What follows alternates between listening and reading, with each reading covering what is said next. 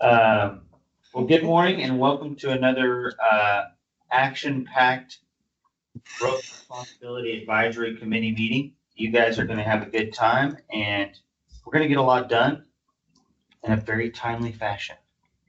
So I'd like to just call our business to order. And Vanessa, if you'd like to go over some housekeeping, you're welcome to. I'd love to. Hello, everybody. Sorry I can't be there. I'm sick enough that I'm not there is what I'll tell you, which takes a second for me to get there. But housekeeping stuff, this is interesting. I haven't been on this side of a live stream meeting. As you guys know, we're live streaming these meetings now. And so it's real neat to see all the people that are joining. That said, if you are on the committee and you are virtual, you're going to want to have your camera on. I know I can see some of you. If you are not, if you're just joining for the live stream, we actually limit your permissions so that your camera's not on and your mic's not on, because this is truly just a live stream mechanism. If you're a part of the committee, you can just feel free to, it's better to stay muted, but you can feel free to speak up whenever. I don't worry about that with anyone on this group. But if you want to raise your hand for if you'd prefer to do the raise your hand route on Teams, you can also do that, but just feel free to interject as well. But the raise hand, you'll see, I think if you're on the surface, it's at the bottom, but as I'm looking on my laptop, it's at the top. It's a hand. Yeah, I don't know why it's different. It's very strange to me that it's ever different. And it will actually number the order that you're in of hand raises. So if you know, if I raise, I'd be number 1. If Bob did, he'd be number 2. And then make sure you unraise your hand. And then the other thing is, for those of you who are in the room, I know you've all heard me say this 1,000 times, but it's always a helpful reminder. That is your microphone. I can see it with its blue light on. And you don't have to yell into it, but you do want to speak at a normal voice. And it is like the greatest hot mic of all time. So it will pick up your side conversations, which I will tell you, I'm never on this side, so I'm interested to hear if it does what it does pick up, or don't have those side conversations and then it won't pick it up. But I'll be listening if you do. Thank you, Vanessa. Really appreciate it. First, I think we should go over some public comment, including some written public comment that we've received on some non-agenda items. And then, Abby, have we received anything else besides what we have here? So we don't have any public comment on non-agenda items. Okay, perfect. All right. Public comment on just agenda item, and that's it right now. Okay, and then let's see here. Okay, I guess we're going to go on through that, and then we do have someone who's signed up for commenting, and I do believe it's on one of the agenda items. Nima is here to make a comment, a public comment. And I guess since we're going on to the next subject anyway here in a second, can we go ahead and let you let her speak? Is this on agenda item 4? It is. It is. Nima?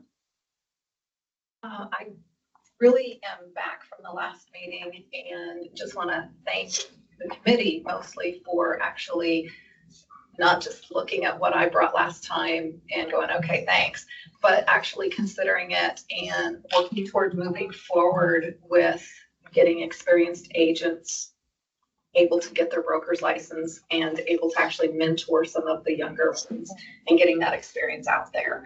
I did read through the agenda for today and the materials, and I'm really excited to see that you're upping, you know, how much experience it takes to actually get it, and those that have experience are going to get points to help move that forward. I do have 20 years experience in the business. I do have some college credits. I don't have the degree, so I didn't get the wash of hours. I'm still about 127 hours short. So it's been a long process in doing that, but having credit for the college courses that actually match real estate or play into real estate, I think is still a really good idea. over the whole just, you have a degree, you get a wash of all your points. But I appreciate the committee and I wanted to come back and see how you continue. So I appreciate your time. We appreciate you and thank you for thinking outside the box and bringing it to the table because, you know, we have good answers here, but not all the answers. And a lot of brain power in this room right now, and hopefully we can get something done on this today. And we really appreciate your feedback. Thank you so much. All right. Well, I guess we will move on to agenda item number 4. And does anybody else have any quick comments or anything before we go into this? No? Okay. Discussion and possible action regarding broker's license education and experience requirements. Now, I've got some stuff written here in red. Do I need to default to you, Vanessa? No, what I put in there for you was our summary of where the group landed last time. Because believe it or not, it's been some months. So, you know, we as staff are here to support and do whatever you need. I thought putting in that summary of, and I believe this is where everyone there was no decision made, but this is sort of the last working point that you had, I thought might be helpful. And if it would be, you can either read it, Ty, or I can paste it and share it in the screen. It doesn't matter. Sure. It's I'll just quickly run Oh, over look it. at that. Oh yeah, that works out good. Oh, it's actually, it's not this one. Oh, it's not, okay.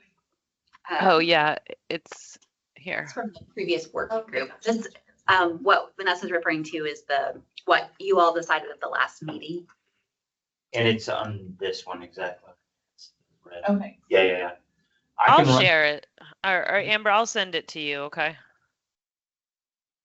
So as Vanessa's sharing it, it'll pop up on the screen so everybody can see it for themselves. But essentially what it's saying is here's a recap of what we talked about previously. Keep education hours and experience requirements the same as they currently are, meaning the 900 hours.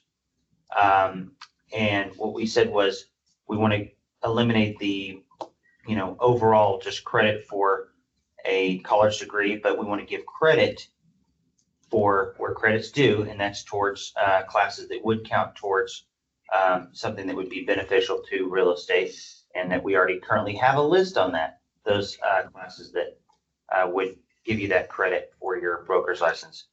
No longer allow a bachelor's degree to satisfy 630 hours. Allow for a substitution of experience above 360 points to be credited for up to 270 hours of real estate related hours.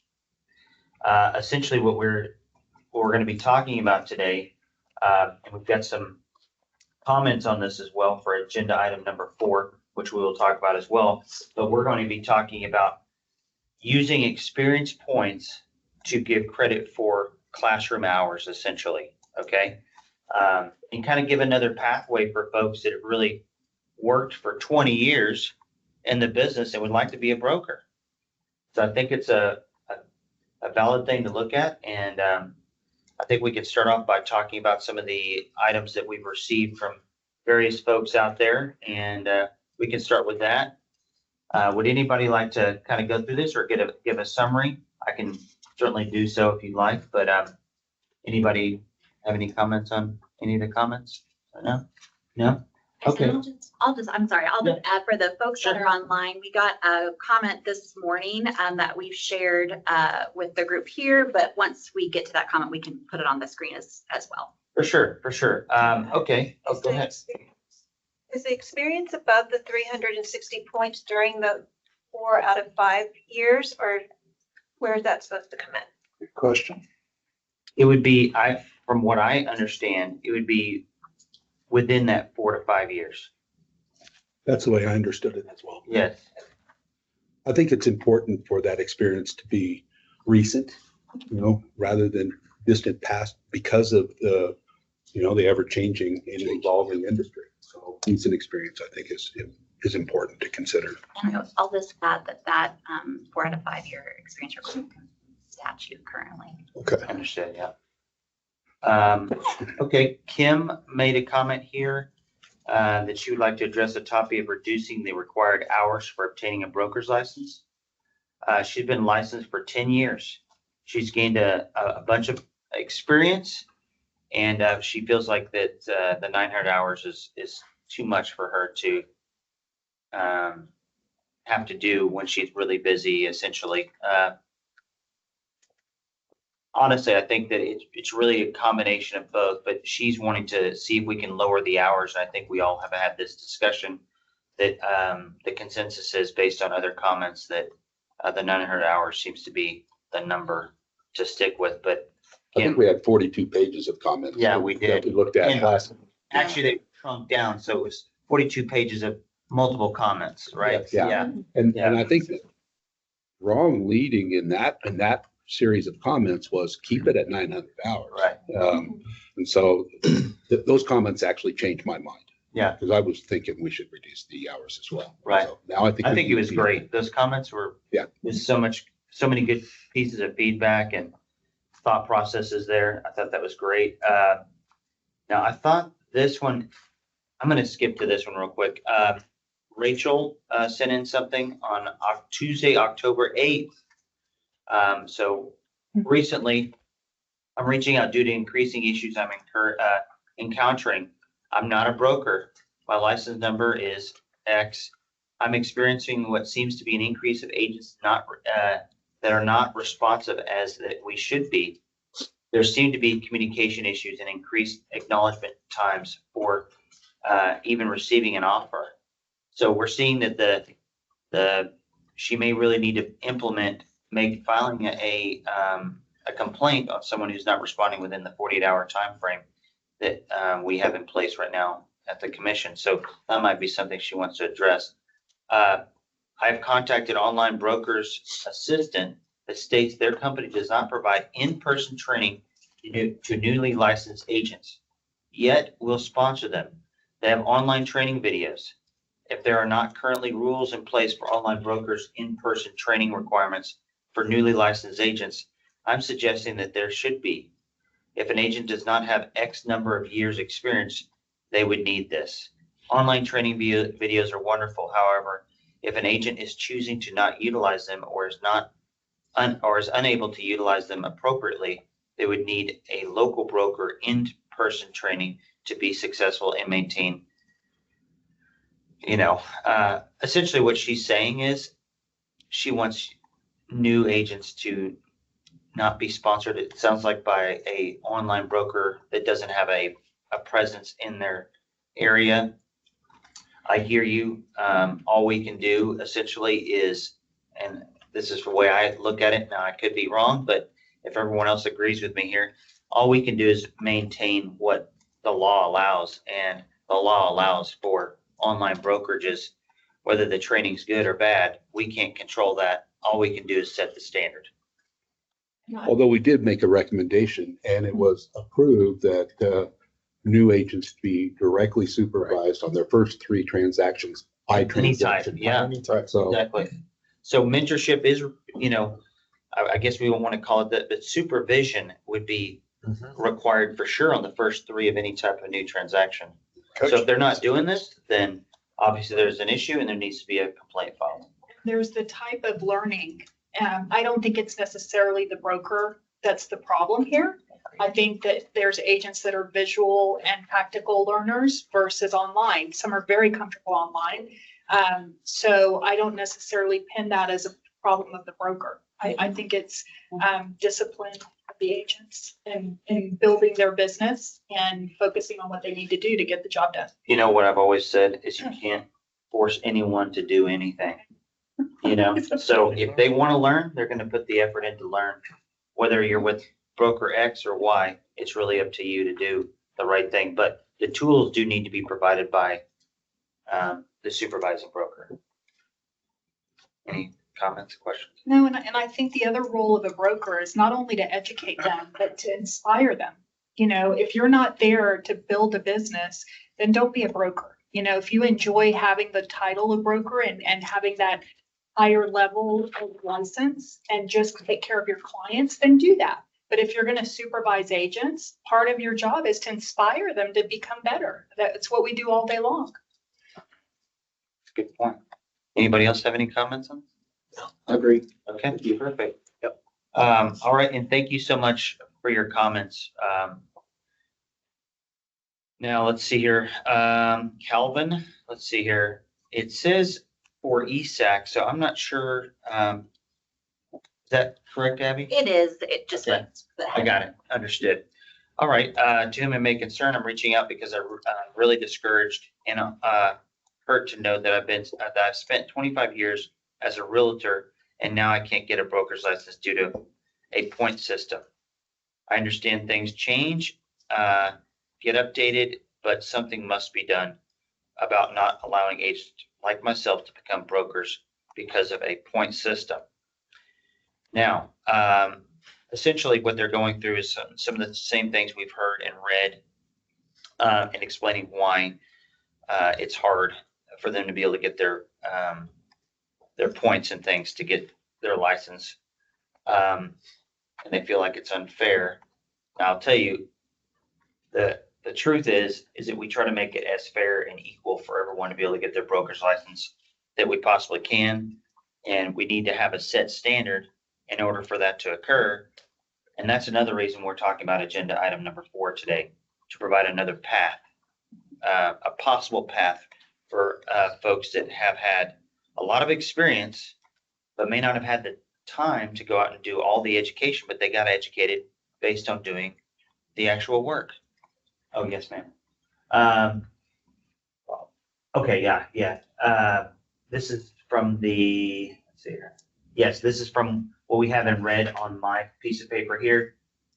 Keeping education hours and experience requirements the same as they currently are. No longer allow for a bachelor's degree to satisfy all 630 real estate related credit hours. Allow for substitution of experience above 360 points to be credited for up to 270 hours of real estate related hours.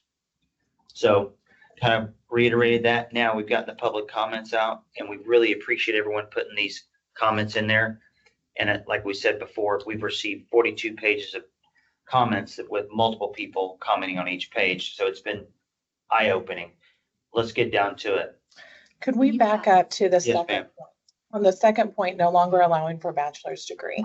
I would prefer that we allow a bachelor's degree to count towards the 630 hours. Although it's not directly related to real estate, whenever you look at the core courses that everybody takes, there are direct applications to real estate, whether it's statistics, whether it's just how to think, how to communicate. I have done kind of a deep dive on this, looking at really 5 different degree paths at different universities, kinesiology being one of them. That was an example we had over and over. Ag science, just because it was easy. I have a daughter that graduated with an ag science degree and is going to go to vet school next. Psychology, another daughter. And then sports management, a daughter's boyfriend. And what was interesting to me was the corollaries between the skills it takes to be successful in real estate are found inside each of those. So I would propose that we still allow the bachelor's degree to count, and that we also have those list of hours that could count if somebody did an associate's degree or started their bachelor's and didn't finish. Kind of the point you made, that you had some college hours that might count towards your education. And so I would rather that be more encompassing. Otherwise, I feel like we're creating a barrier for those with a college degree that does not exist today. I think that's very valid feedback. And I think digging in and diving into some of these degrees, I think it makes perfect sense. Feedback from everyone else. I think we kind of reiterated, I think we talked about this at the last meeting, but I'm glad you brought it up again. Anybody else have any other thought processes on here? Yeah. Oh, Bob? Please. Bob, yes, sir. Thank you, Abby. Bob's muted. Bob, you're muted. We can't hear you, sir.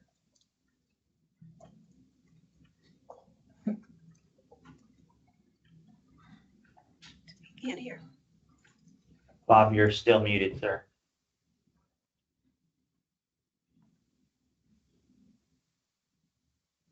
Is it possible for somebody on via the computer to ask him to unmute? Because then he just clicks a button. No. Yeah, it's Yeah, only it's- Bob. Bob Okay. can only mute, unmute it. Okay. Some platforms allow it. We can meet people. Yeah. Yeah. Yeah. Bob, here in a moment, try to. Can you hear me? Got it. Hey, Yes, good. sir. Yep. Okay, good. Thank you. I want to do a couple things. One is we were going over a little bit of the comments on agenda item 4 and the experience and so forth, and then the college degree. I remember us having conversations over a couple of years about this whole thing. And one of the things that keeps coming up to me, we worked very hard at trying to understand the difference between sponsoring brokers and brokers. And I think we've accepted, because we've gotten some really good advice from our leadership at TREC, that this is a very long road and past the legislator or whatever, it may never happen.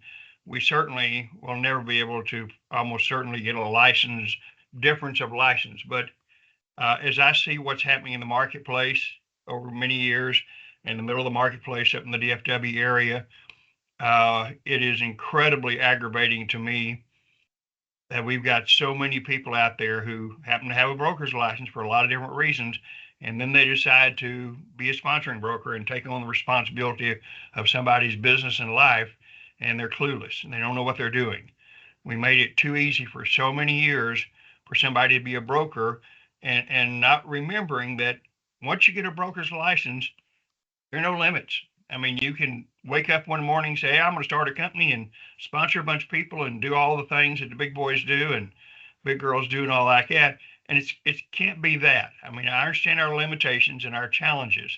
I do think the 900 hours is good. And as we play around with experience and education back and forth, I'm not going to, take and drop on the sword for the bachelor's degree thing, but while the examples that were given probably was really valuable for somebody who's going to be in the business, I still am concerned, and we've made some great progress on making the distinction of broker responsibility. And that really is the key here, is that when someone gets a broker's license, they need to understand it's more than you just have a different type of license. It literally gives you that opportunity to take on people's lives and businesses and become a sponsoring broker, and that's a whole different world. And I think as we go down the experience path, whether it's with or without college degrees, but all the other things, we're really trying to tell people this is a big deal. This is not just you've got a different type of license, you got a broker's license, whether a sales agent or whatever, that it's really a different thing in real estate. It's really important. And I think we've really worked hard as a group, both with the group before and then this year, to help people understand we don't want to make it easy. We maybe don't even want to make it easier to get a broker's license, but once you get your foot in the door with a broker's license, look at all the things you can do. And maybe we shouldn't allow them to do that. And maybe that's just totally my experience and my opinion over many years of what I've seen happen with that. And we can't fix the business models. I think every broker has a right to their business model, online, offline, whatever they want to do, as long as they follow the rules and they train their people. I don't think we can go in any direction on that, but I really want us to make sure, as we're looking at the requirement for someone being a broker, that we keep in mind when we open that door and let someone be a broker, look at all the other things that could happen. And at this point in time, and probably for years to come, I probably will have long since retired before this, we're not going to be able to have a different license or a different requirement on a license between a broker and a sponsoring broker. So if we're going to let somebody be a broker, we've got to say that person who's a broker now, look at what else they could do. Are they really experienced and have the education to do all those other things?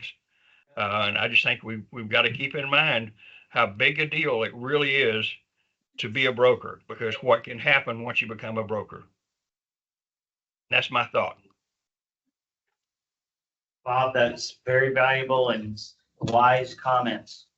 Thank you so much. Anybody else would like to make a comment on this? I would like to make a comment. I like the paths that we're going. I do think that we need to really look at the educational piece.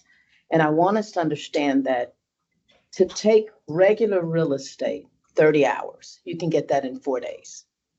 If you take that same class at a college level, you're in an entire semester, which means there's a lot more deep dive of understanding. So one of the things that I thought about is, at minimum, if we give 30 hours per real estate related course, then they can use their education. For example, she has 2 years, and again, I do think your accounting and your core courses are important. English, and God, just any of those things, we could apply some of those so that we can still count that college education as part of the licensing process for the broker. So your thought is to make sure that kind of the path we've been headed down, to ensure that everyone gets credit for those real estate related classes that we have a pretty long list of. Make sure they're getting the credit for those. Are you giving 3 paths? So you've got your regular, you've got now your experience, and then you also have another path, which would be education. So you're arriving at the same place, but you're just not eliminating that one area of competency. I agree. And I think my thought process when we talked about this last time, I'll just reiterate, is it just giving blanket credit for a college degree versus giving the credit for the classes that really do relate? Right. And giving the full credit, because you're right. People are sitting in classrooms for a much longer time, taking a deep dive, much larger discussions, things like that, versus a 4-day, 30-hour course in real estate. They're not the same. And if they do 21 course hours of college, that's equivalent to 630. Now, most people are not probably going to do all education if they've got the experience, but they have options to work. Right. So you're saying give the credit for the classes that are related to real estate. Are you saying go ahead and remove the blanket? Well, if they have a real estate degree, I mean, they should get it. They should get it, right? If they have an appraisal degree, for sure, whatever, if it's a real estate related degree, then that 630 it's real estate related. So in your mind, we're on the same path that we have already decided that we're on. That's right. Just making sure that we do give credit for the real estate educational by that degree, just not, right. So if it's, I got it. Okay. Makes sense. Yes, ma'am.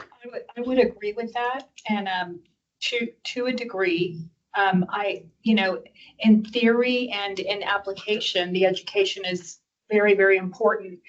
I do think that we have to keep in mind that even a person with a master's degree, we have agents in our brokerage that are coming from different industries. They're lawyers, they're dentists, they're starting second careers. And the first time they sit to do a real estate transaction, they have no idea what they're doing. And these are master degreed people.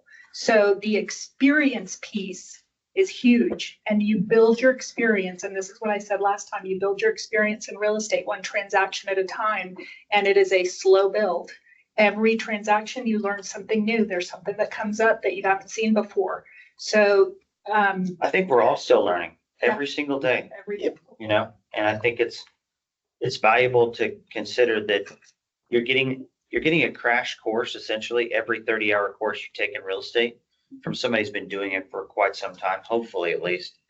Somebody taking a class from you, for a good example, I'm getting multiple years of experience by hearing you talk to me and give me the advice and the real world experience examples that you've learned throughout your career in real estate. It's really valuable to me. So that's my thought process as well. But like I say, this is a discussion. This is not a one-person discussion. This is a discussion amongst all of us. Ty? Yes, ma'am. I wanted to offer in just a clarification because and maybe I'm misunderstanding For sure. what the committee is chiming in about, but we currently review transcripts. That's been our process for I'll confidently say at least a decade, to review a transcript and look for any of those real estate related courses and award credit. So in the example of a real estate principles course that's taken at a college university, that person is going to get 45 hours of course hour credit for real estate principles based on, a calculation of semester hours to classroom hours. But that's something that we do now for any applicant that submits a college transcript or transcripts, regardless of whether or not they obtained the degree. So if it's provided to licensing staff with the application, we do look through, accounting, math, marketing, all of those relevant courses, and we'll award that credit from a transcript. But you're doing that on anything other than a bachelor's degree. Yes, any transcript. The So bachelor's as degree long as the automatic. course was completed and passed, that's what we're checking for, Yeah, I love it. regardless of whether or not they obtain the degree. If they have the degree, obviously the requirement is in place that they'd get all 630 related hours. But short of that, we will go line by line and identify the relevant courses that were completed. So if we were to go down the path of eliminating the automatic credit for 630, then it would burden your team to review transcripts from those bachelor's degrees. Burden's probably a strong word, but it would I definitely was throwing you require. both. Yeah, I appreciate that. The reality is that does mean that now when there is not a degree, we are going through line by line and checking, for any relevant coursework. Yeah. So it will have an impact. Yeah. I just see that as fair.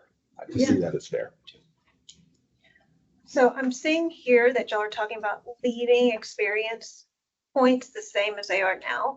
For years and years and years sitting at this table, we've discussed that there's not enough experience.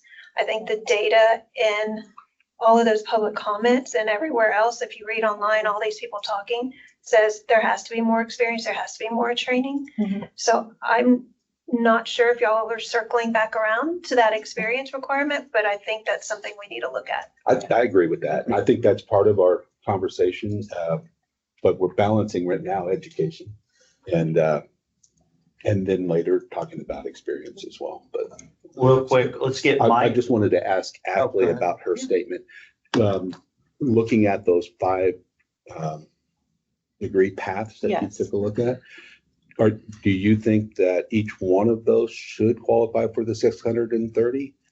Or do you think just the real estate related courses, those that correlate to those, should get the I really credit? felt like what each of them included was instructions on how to communicate with people. There's English classes, there was public speaking classes.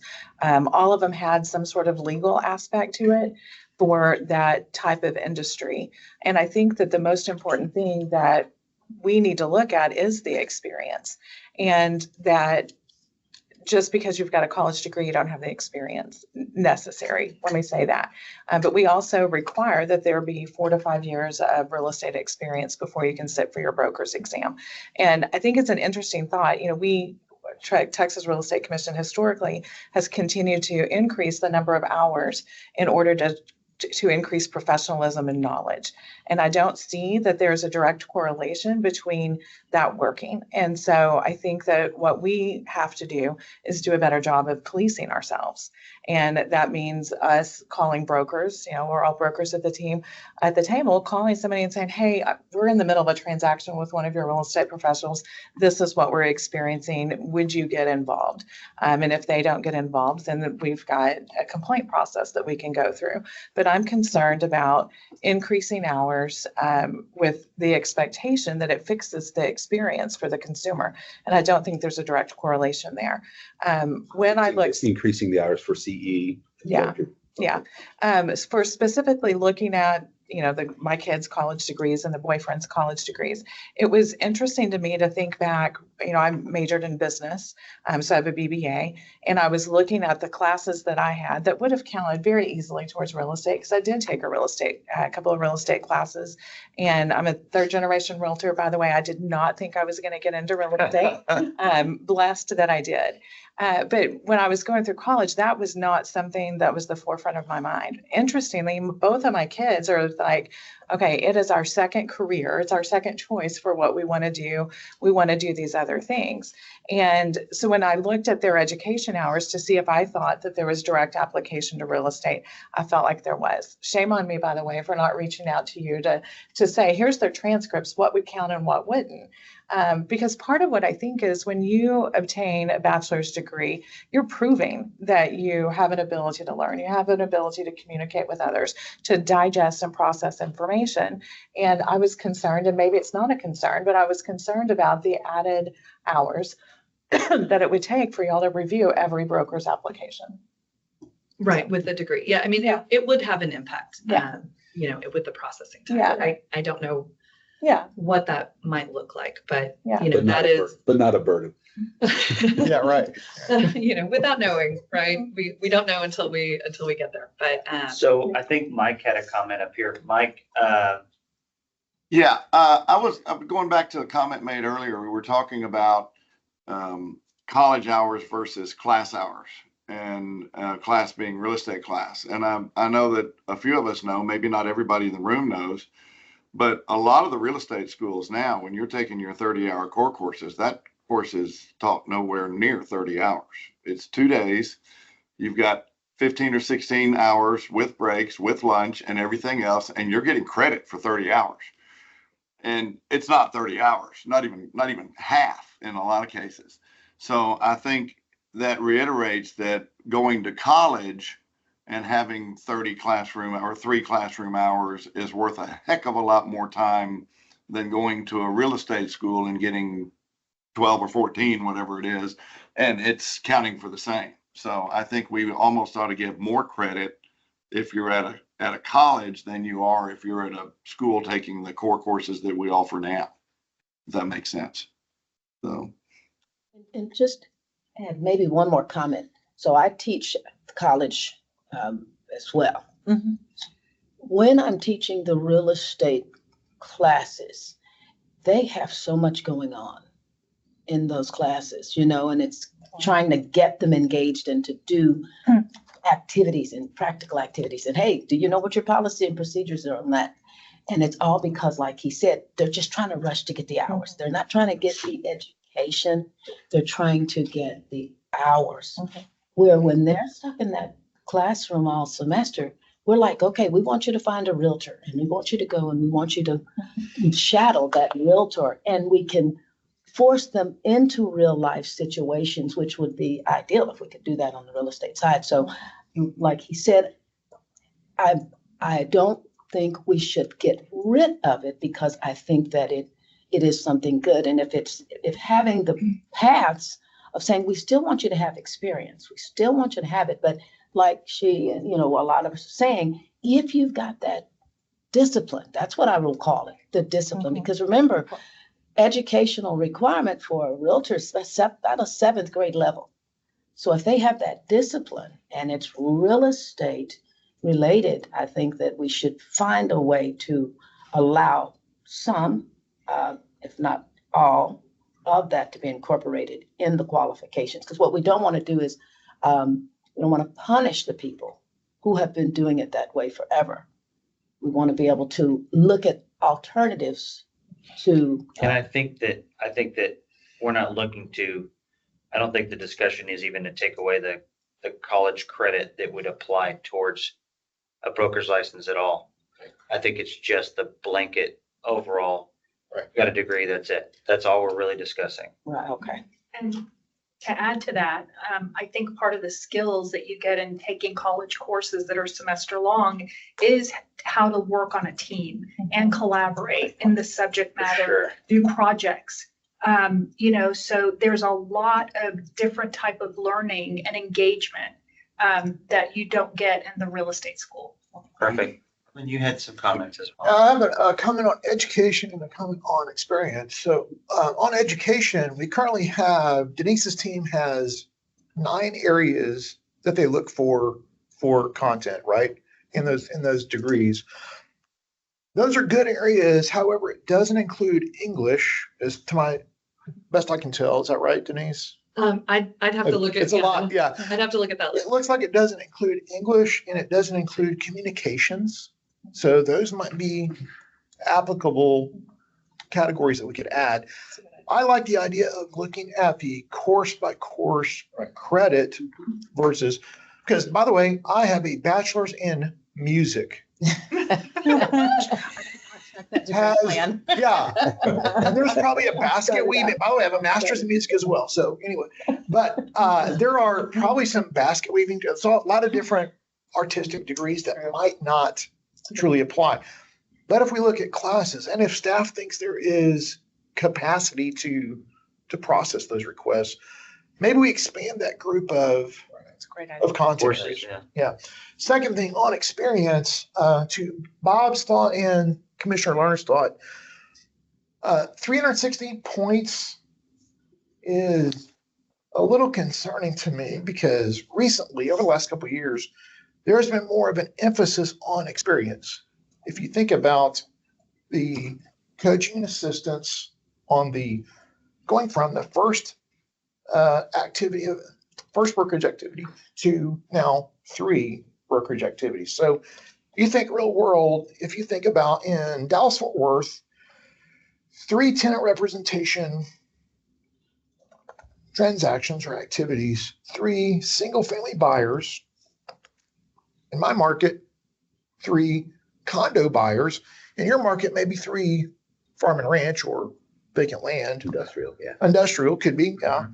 Then maybe 3 lease listings. That would hit 360 points. But we haven't even gotten to single family listings. We haven't gotten to condo listings or anything farm and ranch or commercial with, so you could get 360 points without getting into any of those very basic transactional areas.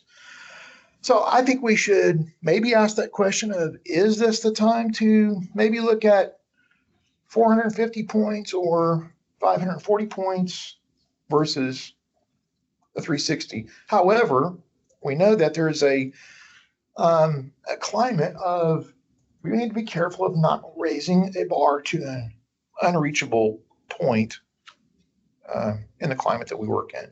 So all those things are factors, but I'm curious about looking at those 360 points, if there's reasonable room to adjust that up a little bit. Well, and also I think the work group in the past had looked at 720 points at Yes. one point. Maybe that's a little excessive, but maybe somewhere between 360 and 720. I think it's a very valid point, Marvin. Very valid point. Any other comments on that one? Sam, maybe? I'm relatively new, so forgive me for things that I may not know that y'all do, but the blanket degree has never quite resonated with me because the commission has a list of classes that they are giving credit for. And when you give a blanket degree, you're going outside that list. So I'm kind of type A. I like the idea of expanding the list if we want to do that, because we have a list, but if you get a blanket degree and you have something that's not on the list, you're getting credit for it. So why is it not on the list? So I like the list, expanding the list, because it seems to me as almost as if we are going against what we're actually saying, because here's our list. But we're going to give you credit for this other stuff that's not on the list. So it's just my thought. I think it's a good point. My point, I was thinking about your music degree and how that would be useful in real estate, and it's interpersonal relations. You I've know, been looking for 20 years and haven't found, but just kidding. Oh, yeah. So there, you And know, definitely yeah. discipline for sure. Actually, started out as a music major and quickly got rid of it because I Bach and Beethoven. That's not an easy No, it's not. degree, actually. Not. I went to computer science and math and said, no, thanks, it's too. Good plan. Good plan. All right, so I think we've got some good thought processes here, and I think that we're kind of back to, if we're going to do this, who would like to expand the class list? I would be in favor of that. I like that. That's a participant. Oh. I don't think that's actually a committee member.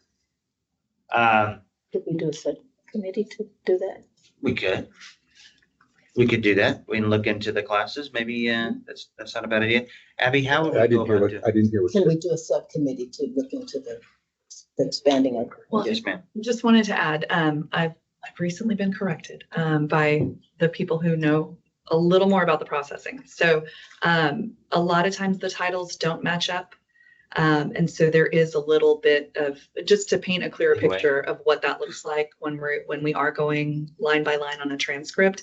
A lot of times there is some back and forth with that applicant to say, no, this actually is, an accounting class, or because they can be called any number of things on that transcript. Then there's a little bit of paperwork that we require, some supporting documents, maybe some, a syllabus or course outline.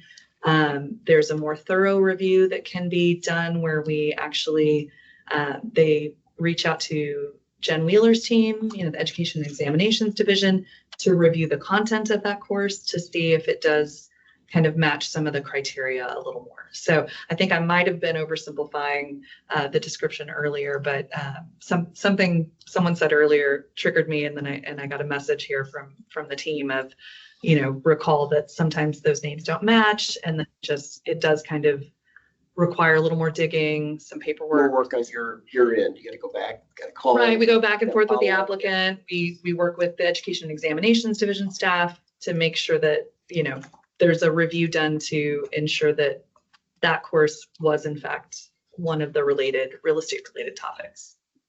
All right, and I think you have a valid point. We can look into the classes. I don't know that we have to derail though, looking into the classes. I think that would be just an and two, because it's not a necessity.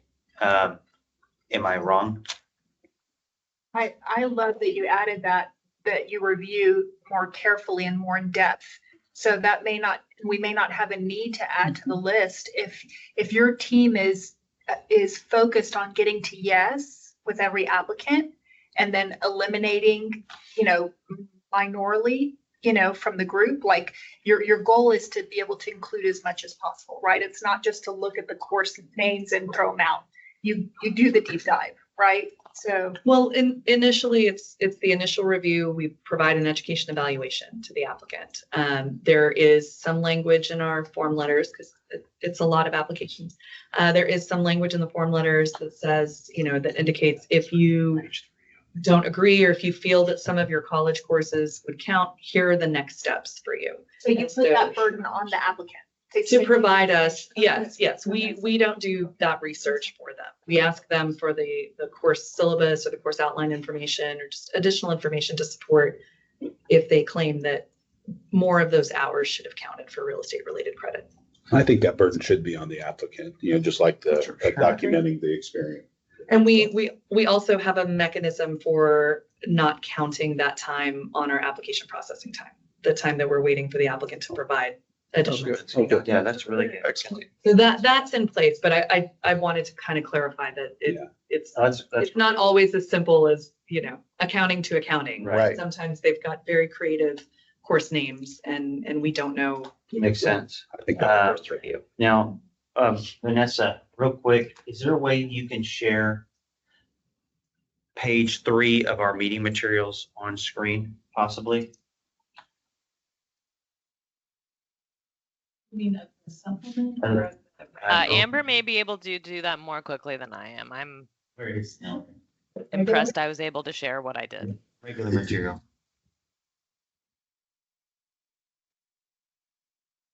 Marvin had some thought processes he wanted to share. Bob Baker has his hand up. Bob? Okay, can you hear me okay? Yes, sir. Okay, and we can move on forward with this, but we throw around the phrase about broker a lot, what it takes to become a broker. In my 2 offices, I've got about 15 broker associates. As far as I know, none of them have gotten their broker's license to become a sponsoring broker, to open up a company. They just want that level of commitment. But when we start talking about all these experience requirements, education, everything, I'd like us to always have that question back of my mind. Are these requirements necessary for a sponsoring broker? If somebody's going to get a broker's license, be a sole proprietor on their own, frankly, I don't care. Whatever hours, whatever is required, let them be a broker. But the fact is that once they're a broker, we've opened up the door to everything. When we talk about the requirements, education, everything, and some great points on college credits and all that kind of stuff, we need, in my mind, what should it take to become a sponsoring broker? Because that's what we're doing here. We're letting someone become a sponsoring broker. Once you're a broker, there's no limit to what they can do from there, and that scares the heck out of me. But I think that's a battle that we'll never get over, because I understand the barrier challenge that we've got with the legislature. God bless them for all the other stuff they do for us. But I just think, I want us to keep in mind when we're talking about becoming a broker, what does that mean? And it means a lot if they are a sponsoring broker, and every broker has potential to be that. That's all I want to say. Thank you. Thank you, Bob. All right, we're gonna go back to the Marvin real quick. Marvin, you wanted to? Sure, this list is in B3 on that left-hand column. If you can zoom in a little bit. Go up. The first page. Okay. Yeah. Right There there. it is. That's good. And then on the left, B3. Small Roman numeral 3. There it is. Yeah, Courses taken for credit. right. Yeah. Those are the areas currently listed.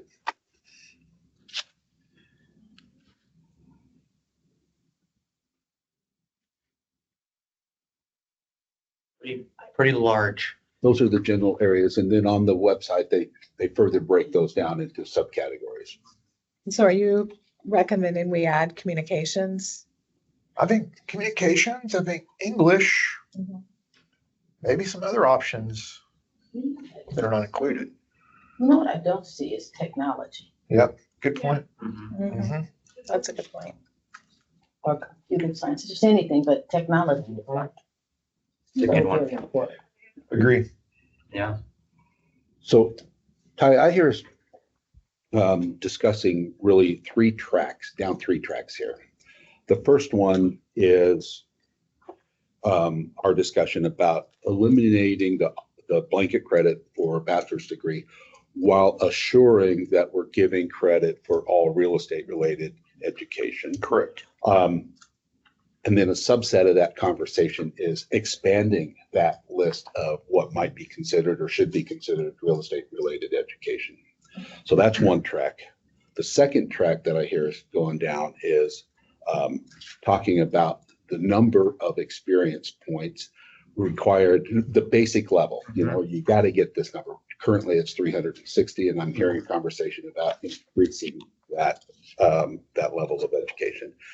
And then the third track is for that applicant that has tons of experience over and above that minimum level at whatever that might land at, currently at 360, but over and above that, trading some of those experience points for the required or some of the required education hours. Mhm. So I'm just clarifying in my Yes. own mind what it is that we're talking about. And for me, it makes sense to knock them down one at a time. I don't know that we could pull it together to try to come up with a single solution or a single statement that blankets all three of those tracks. of Exactly. conversation. Yeah. Does that make sense to you Makes guys? perfect sense. Agree. Yeah. Makes perfect sense. So I think at this point, we've talked about the education from colleges and things, and I think it's worth looking at for possibly expanding those available courses that would apply for credit towards your broker's license. It's a valid point. Yeah. And Marvin, thank you for pulling that up having them pull it up on screen. I think it makes sense to review that. So I think we look at that, and we could, if we would like to do a subcommittee on that, we could definitely do something along those lines. Vanessa has her hand up. Vanessa? I was just going to pose something. I'm trying to I won't unraise my hand while I'm doing it. Okay. If you're gonna add a lot of things, or not even a lot of things, but more things to that list, have you not essentially gotten to a degree? Almost. And is it worth the slowdown in process times and the overhaul of that review system to maybe award 95% of someone's degree versus 100% of someone's degree. I don't know. I don't know that that's what it ends up calculating, but just in looking at those categories and based on what Ashley said, it seems like, have you almost gotten to a degree? And I think, Denise, I don't know if I have this right. I almost want to say that when we looked into the degree acceptance component, that what it ended up being was that like basically every degree got you there, right? Wasn't that one of the thoughts behind the acceptance of the degrees when you really dissected them? Or am I making that up? And No, I'm also double checking, reaching out to a subject matter expert to see if they can get me what that equivalency is, because I can't remember that number off the top of my head, but that sounds right. I think it's just those conversations were several years ago since yeah, was revisited. I'd only bring it up as like and Denise was asking me about this too. Like I think we bring it up just to say like, oh, well, wait a second. We've been through all of this. Did we sort of accidentally end up back where we started, but with more effort and less result? Maybe not, maybe yes. I'm just bringing it up in this moment. And Denise is probably the real expert on this stuff. I can get in touch with the expert. That's probably more accurate. What percentage of licenses are granted on degree hours? We don't capture that information right now because, you know, it's CE counts, the qualifying mandated courses that were taken to obtain the sales agent license count.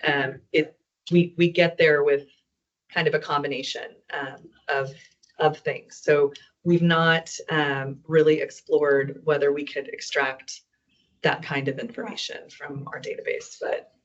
Do we, I mean, and that's kind of like, do we know what kind of degrees are presented to us? No, we do create a note. So, I mean, that's something I could maybe look into, but, you know, IT can tell me whether or not that's, we have to have it open for open meetings. Oh.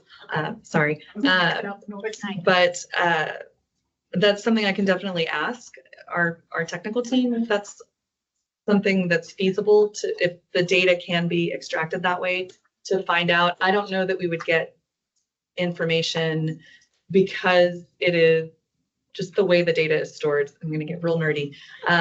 It's just text plugged into a note field. So it's hard to kind of say, oh, it's all science degrees or it's, you know, liberal arts. There's no real way to draw from that.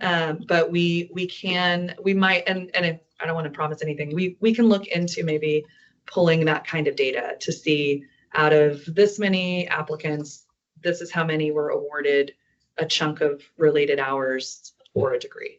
But like I said, it's still, everyone's still taking the 270 mandated qualifying courses that, you know, have the specific topics that are laid out by statute, I believe. And then it's a combination of CE courses, any additional, if someone went for just extra qualifying courses as they tend to do, and a degree or combination of college courses. It's kind of a mix. All right. So here's what I think we've talked about it quite a bit. Let's table it for a minute and let's move on to the next area. Does everyone agree? Yes. Yeah. I think we're wrapping our brains around everything, and I think it's good discussion. Let's go ahead and move on to the next section here and talk about it. Now we were brought with something very interesting. Someone came up with a great idea. I mean, I feel like it's a very good idea. And I think it was well thought out. And I think it's another path. Like Brian was talking about earlier, we're discussing various paths to get you to the ultimate goal of being a broker. And now, obviously, not everyone would want to be a broker. I can understand, but those who do, it's nice to have different pathways to get there. And so the idea was brought forth, and it's attached as a supplement to the agenda. And the idea was brought forth to allow for experience points to convert into some education hours. Now that calculation needs to be discussed. And if we all agree that that's a good idea, then we can discuss that calculation. If not, then we're not going to do it. I think it's a good idea. I think it's a good idea. Let's talk about it. It's a good idea. You know, I think the best teacher is experience. I think so too. Yes. And for somebody who has an excessive amount of experience, allowing them to exchange some of that for the required education hours, then I think that's a good idea.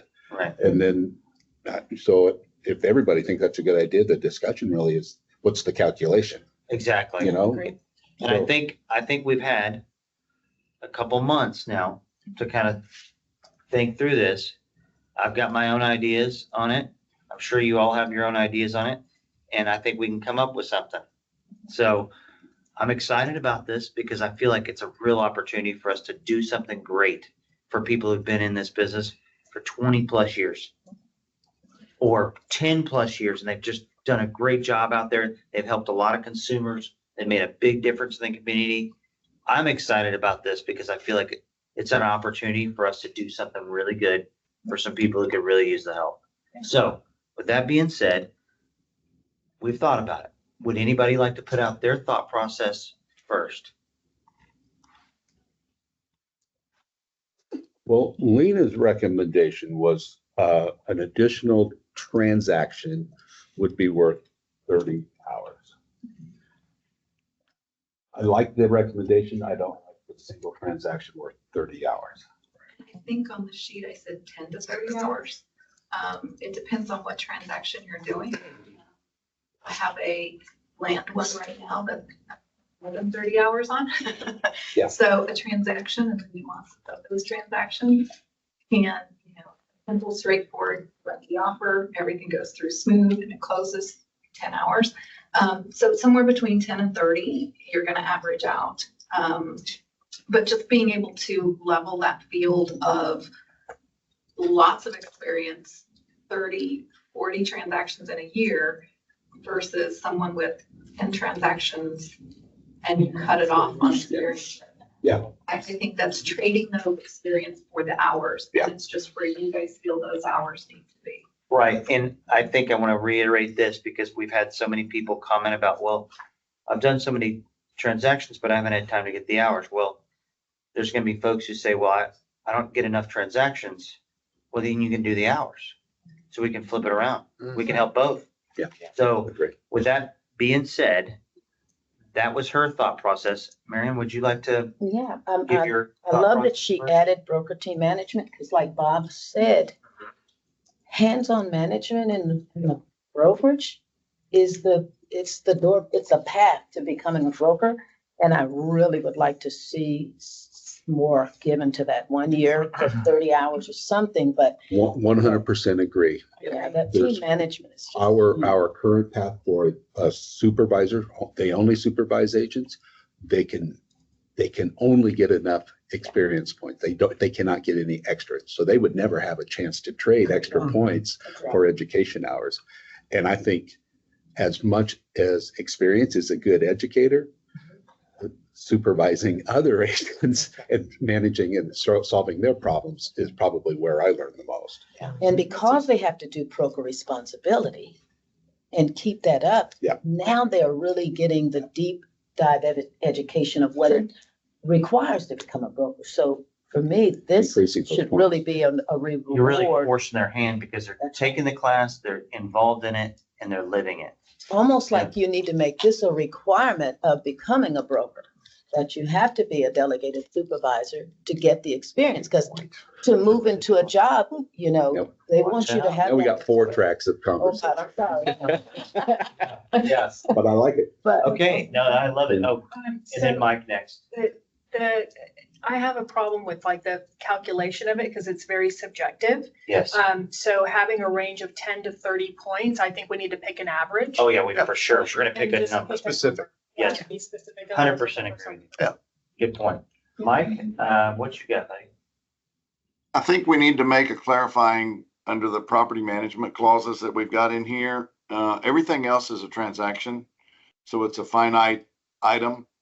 But property management just says per property. That does not give you a time frame. And in other organizations where we've done something similar to this, it typically means 1 unit for 1 year. And that would be applicable to what that would be able to count towards. You can't just say property management because it doesn't mean anything. What's that mean? How many units have I got? For how long have I got them? So I think we have to put a qualifier in that on that one. I was circling that the other day when I read this. I said, it's got to have some kind of a qualifier.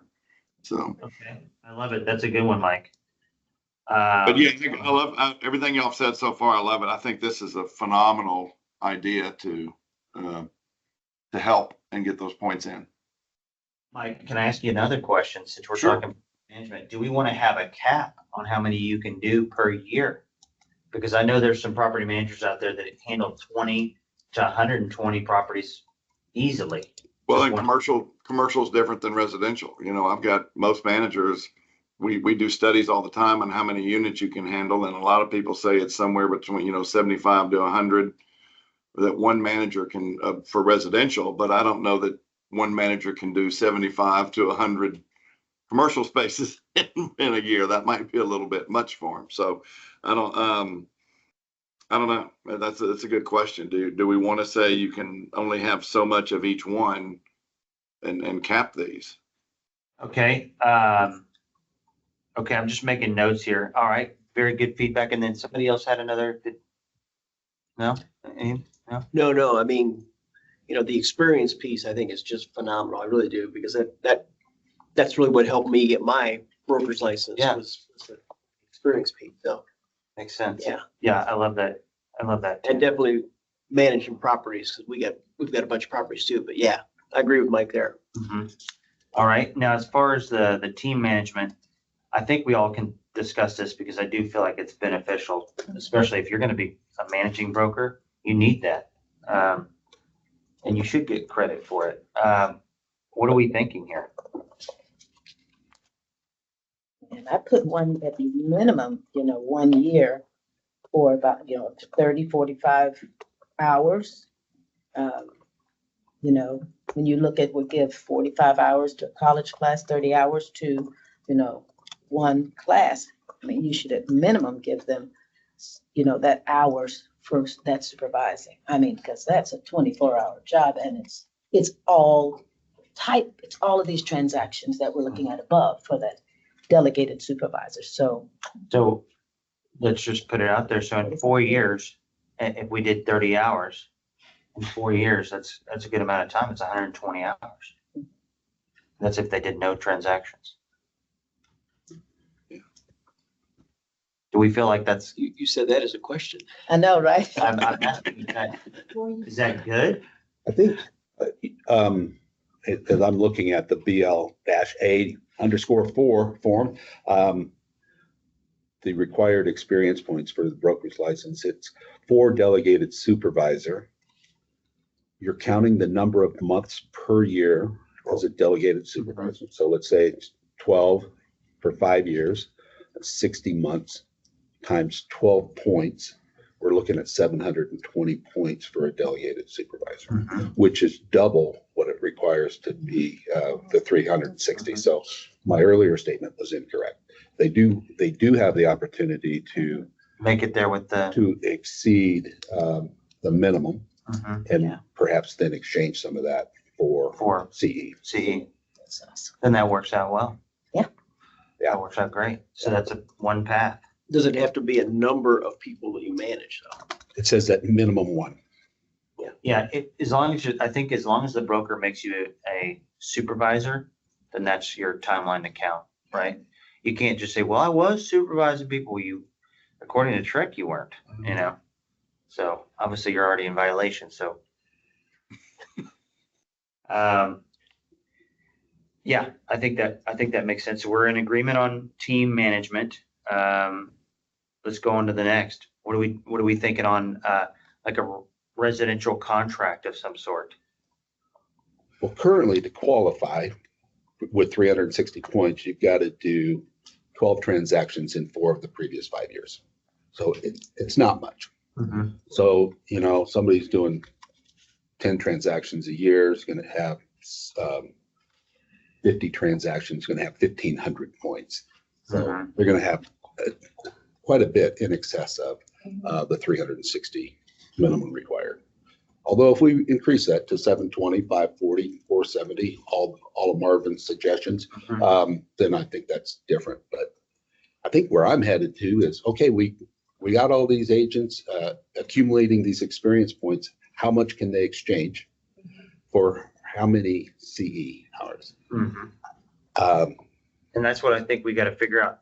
What is one transaction worth in points or slash CE credit hours?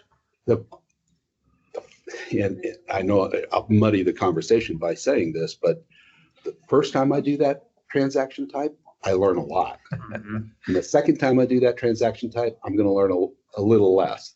But the 10th time I'm doing that real estate transaction, I'm not learning much new. I'm going to learn something new on every one, but You feel like it's less valuable when you hit a threshold of some sort. You're like, okay, it's a little bit more repetitive at that point. Yeah. So you need more of them to learn something new. Yes. That's what you're saying. But I don't know how we put that into a spreadsheet. Something to consider, because how you line up with a client and how difficult or easy it is would be their disc profile. If they align with your disc profile, you don't learn a lot more. Right. If they don't align with your disc profile, you're learning all kinds of stuff. Yeah. A different way of thinking, a different way of processing. So how you quantify that, I don't know, but I think that has a big part of how, in like the disc profile of the client ultimately is how the agent expands their knowledge and experience and how to get something out of the trenches to the closing table. You know, that has a big part of how to do it. Well, what do you think of this? If, let's say 5 transactions, residential transactions is worth 150 points. Would that be worth exchanging for, say, 30 hours of education?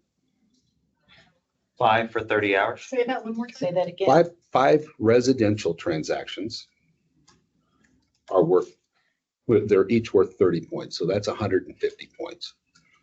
If I had 150 points in excess of my minimum required, could I exchange that for 30 hours of education?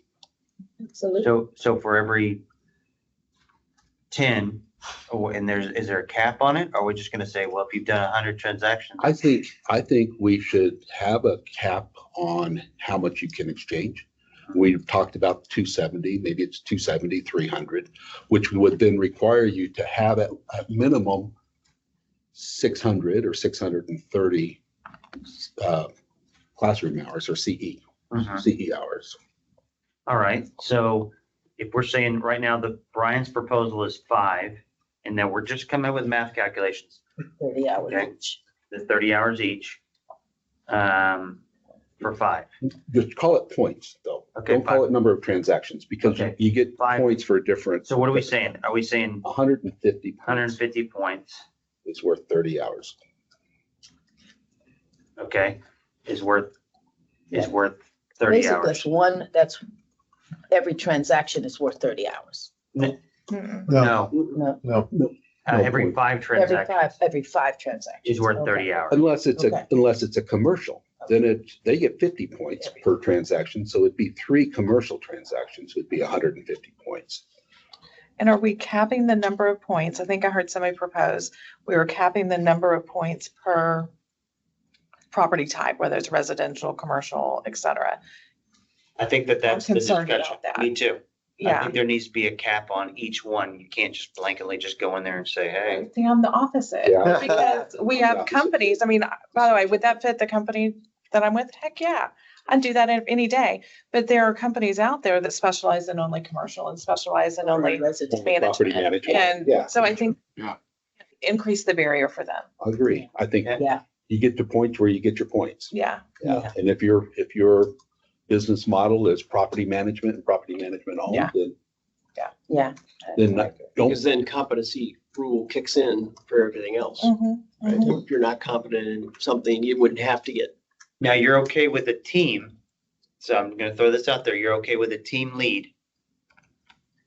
I'm just saying, this is what we're doing here. We're okay with a team lead having 5 agents, they're supervising. And on a lot of these teams, they write the transactions underneath that team lead, and they're getting all those transactions, and they'll be done in lickety split. But they still have to meet the 4 to 5 year requirement too. Right. I'm just saying, that's Yeah. what we're doing though. We're Yeah. opening that I door. think the challenge is you can't create a perfect system No. because there are so many business models out there. And so I don't think we can make something better for one business model than it is for others. I don't know. I think it needs to be fair though. Yeah. It has to be fair. And we can't just say, oh, we're just doing teams and we're just knocking it out. That would be an easy bypass. I mean, I'm just throwing it out there. Anybody could set up a team, bypass the system. Hey, I'll help you. You help me. I got this thing. I'm just saying, That's a look, good point. let's just be real. We're not hampering anybody's business. If they're on a team or whatever, I mean, that's great. But the fact is that there needs to be some threshold, just like on anything else. There needs to be a threshold. We can't just say full blown. Right. Because you can still go get your CE credit hours. We're just giving another path. We don't have to give them the keys to the gates. We just say, we're going to give you another way to get there. So we're making it for the people who've been saying, hey, we need another path. We're giving you another path, but we still need you to learn something here.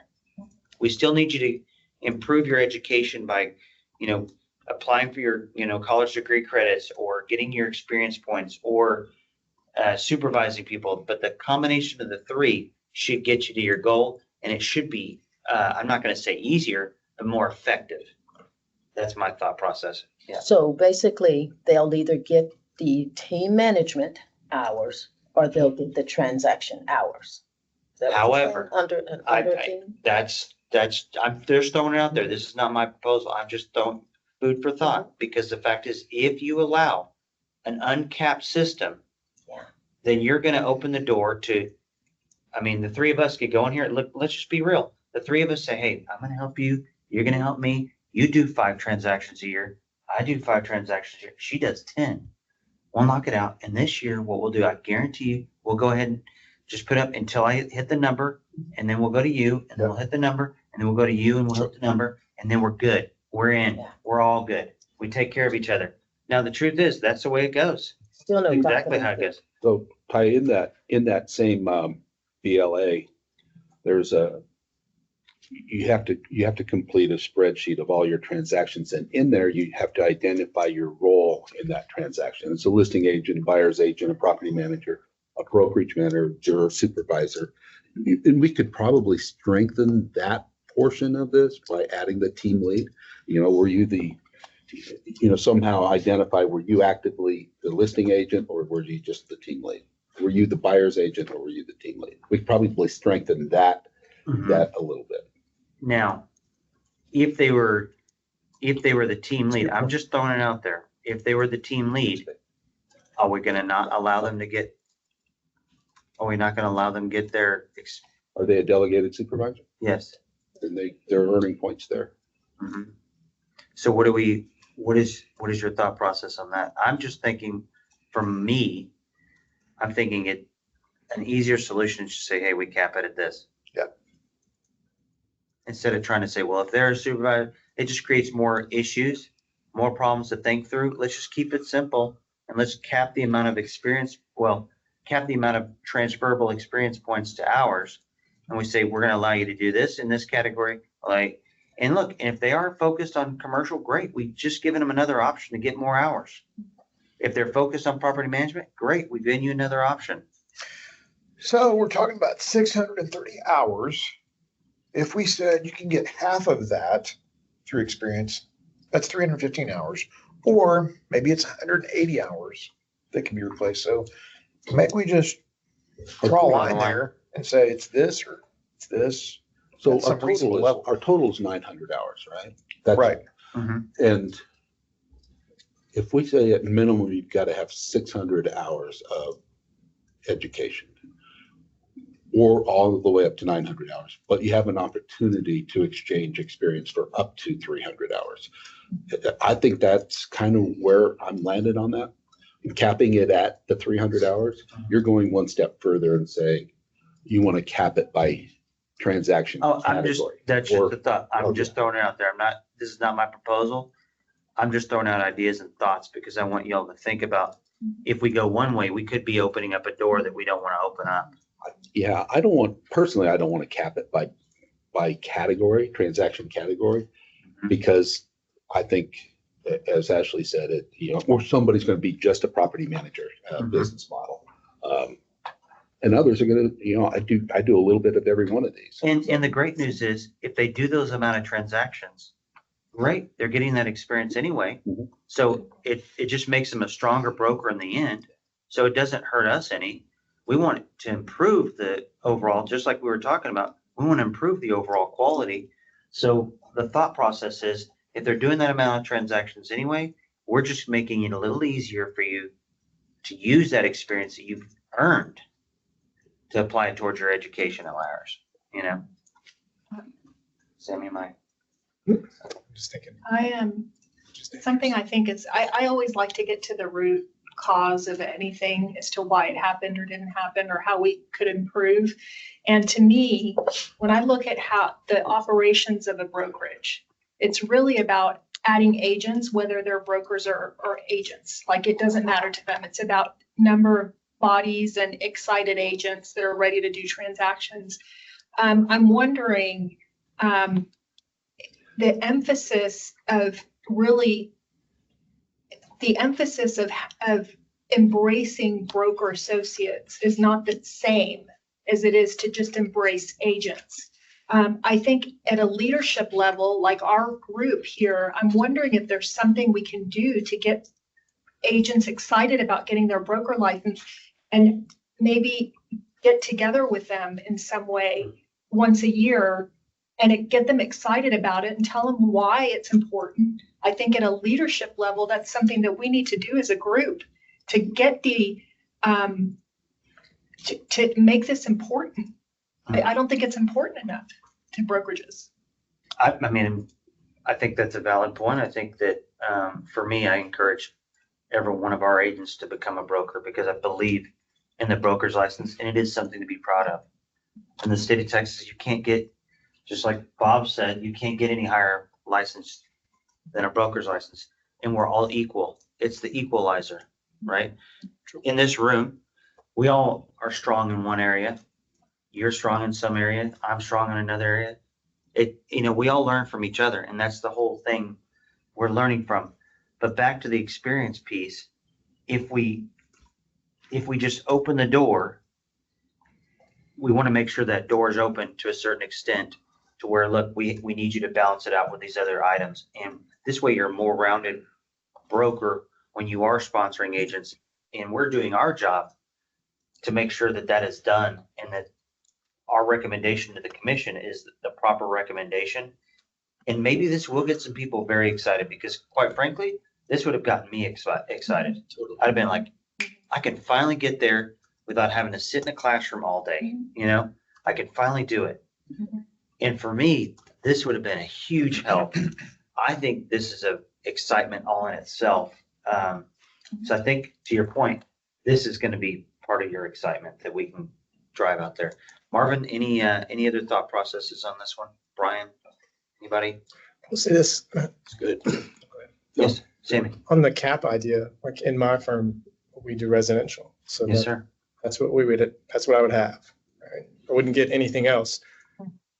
If you didn't cap it and they got all their points from residential, as a broker, I don't want to do commercial because there's liability on me For sure. for doing it because I'm not an expert in it. And if we're going to do it, then I want to know about it because I want to make sure we mitigate all the risk that comes on it, or property management. So if you put a cap on someone, I kind of think if you cap somebody, if I have all these experience points through residential or one aspect of it, that's what I want to do. Because if I'm a broker, I don't want to mess with stuff I don't know. Correct. Right. I love that thought. So if you're capping it, you're kind of hurting someone who might just want to do that because I don't know a whole lot. Well, I don't want to go get outside my lane in the world that we live in the county that I work in at all. Right. So if you cap it, I kind of think you're harming sometimes. Now, let me ask you this. Do you feel like if we say we don't cap a certain type, we just say, hey, we're gonna allow this many hours to be transferred over if up and above the Right. minimum, that's okay. Right. I don't have a problem capping the number of Okay. hours. I think you should not get all of your experience through, all your hours through experience note. I really think you should get all your hours through complete So education. this keeps the bag mixed. Okay, do we all agree on that one? I do. Yeah, okay, perfect. Well, I liked Brian's suggestion of the 300 hours. Yeah. That's what you had said. How many of us You feel can good exchange about- up to 300 hours. Yes. How many of us feel really good about the 300-hour idea? Mhm. Yeah, I think it's smart. Do you have a comment? No, I Okay. was saying. Okay, perfect. So I think- that's requiring 600 classroom hours. Minimum. To get a broker's license, you need 900 hours, right? That's right. We can exchange experience for up to 300 hours. So we have to go to class for 600 hours minimum. Mhm. I think I like that. I think it's great. Absolutely. Mhm. Okay. All right, so no cap on the type of transaction. We're just gonna say, I'm gonna just use the word cap because it just makes the most sense. Capping it at 300 hours or awarding 300 hours with that extra experience points, Up to. up to. Yeah. So we're all good with that? And the point calculation was again what? I was suggesting 150 points equals 30 hours. Like that. Okay, 150 points would be 5 residential transactions or 3 commercial transactions, or, you know, you can look at the different points awarded for the different transactions. so we keep it the same kind of point system that we have in there right now, is what you're saying? It's a little I different. think that's a different But conversation.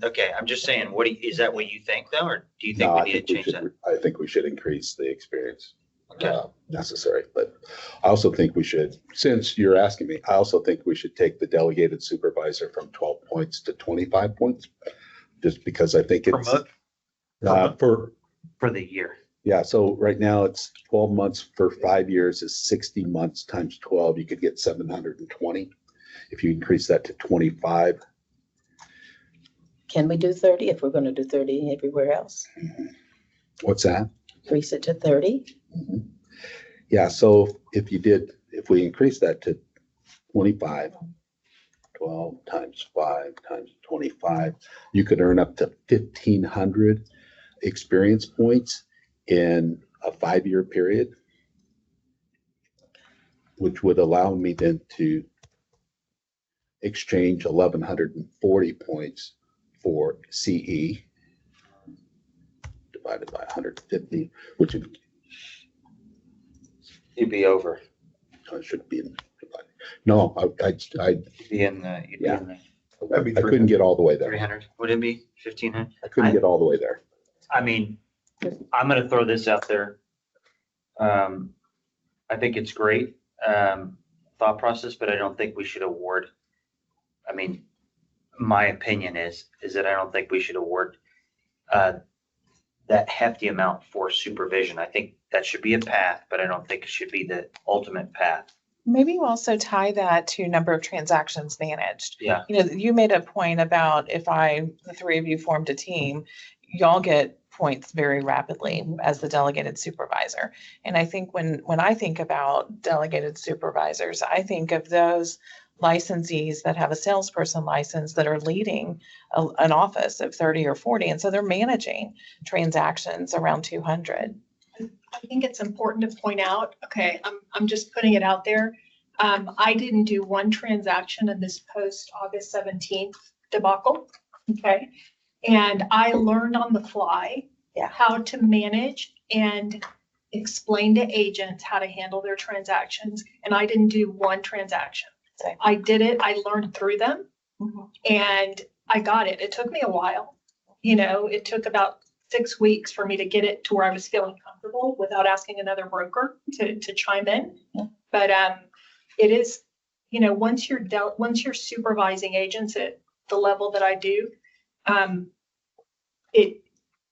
it's the number of transactions you hear because you already know the field, right? So it's the number of transactions you're listening to every day. And so the experience as a managing broker, I think, should be taken into account. Can we What I, pause right here? And I want to make sure for purposes of note taking, I understand the kind of the calculation you're thinking about. So at our last meeting, we said allow a substitution of experience above 360 points to be credited for up to 270 hours of real estate related education. Sounds like we're keeping that idea, but just toggling the number of hours we're considering for well, you that. challenged me on the 270. So I'm just rounding it You up. were going to 300. Yeah, 300. It's just a 270, like discussion 270. still. Well, I think the conversation last time was we calculated the number of hours, gosh. Yeah, I'll tell you where my 270 came Yeah. from, is that's the number of hours it takes to get your Right. sales Yeah, okay. license. And so it was just a number that was in my head. Yeah. Okay. But are we still talking, I mean, is it the same idea that above the 360 points? So, If we leave it at 360, Mhm. we're also having that conversation about maybe increasing that Okay. minimum requirement, but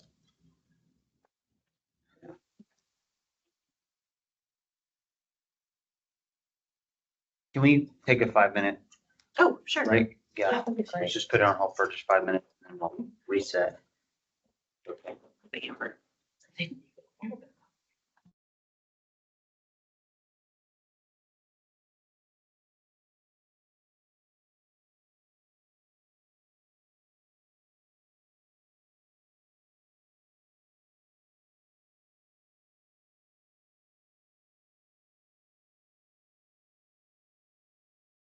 Getting more confused.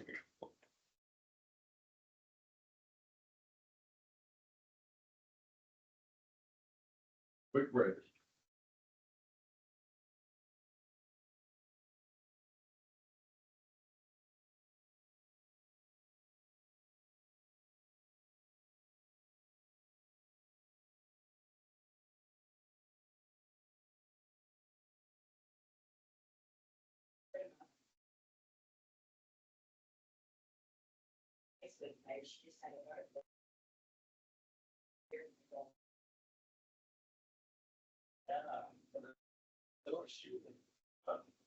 Oh, that's the third time. It's made its way around the world twice. No, it's a water wheel.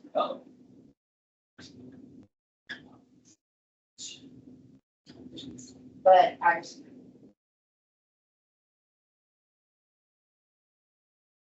yeah.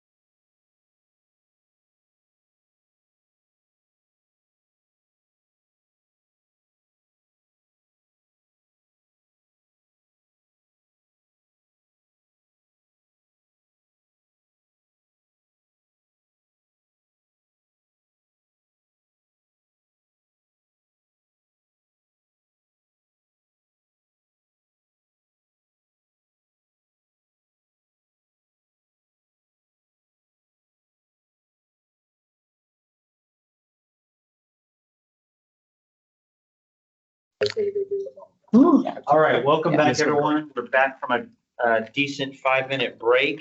We're all recharged, refreshed, and ready to discuss.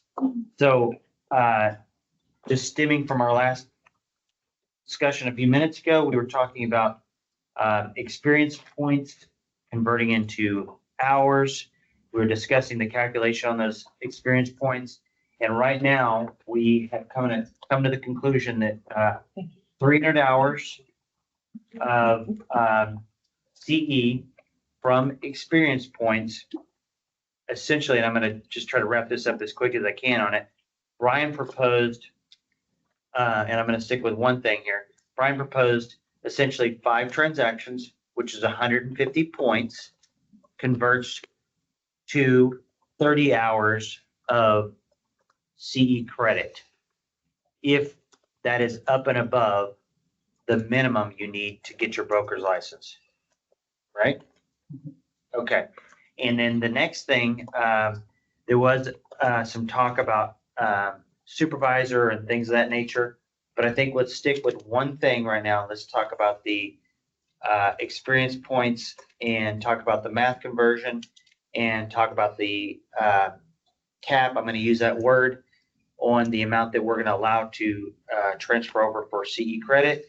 At this point in time, we've said, I believe we're all in agreement with the 300 hours.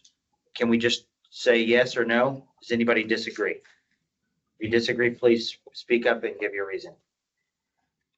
Anybody on? The 300, the credit. Of Up to 300 hours, or yes, 300 hours. Okay, so we're saying that sounds good, 300 hours. So we're going to start with that. And then since we've established 300 hours, we're going to allow up and above your bare minimum. The math calculation, Brian has a good math calculation, I believe. I think it's pretty solid. Does anybody else have any thought processes or any other math calculations you would like to throw out there for the transactions?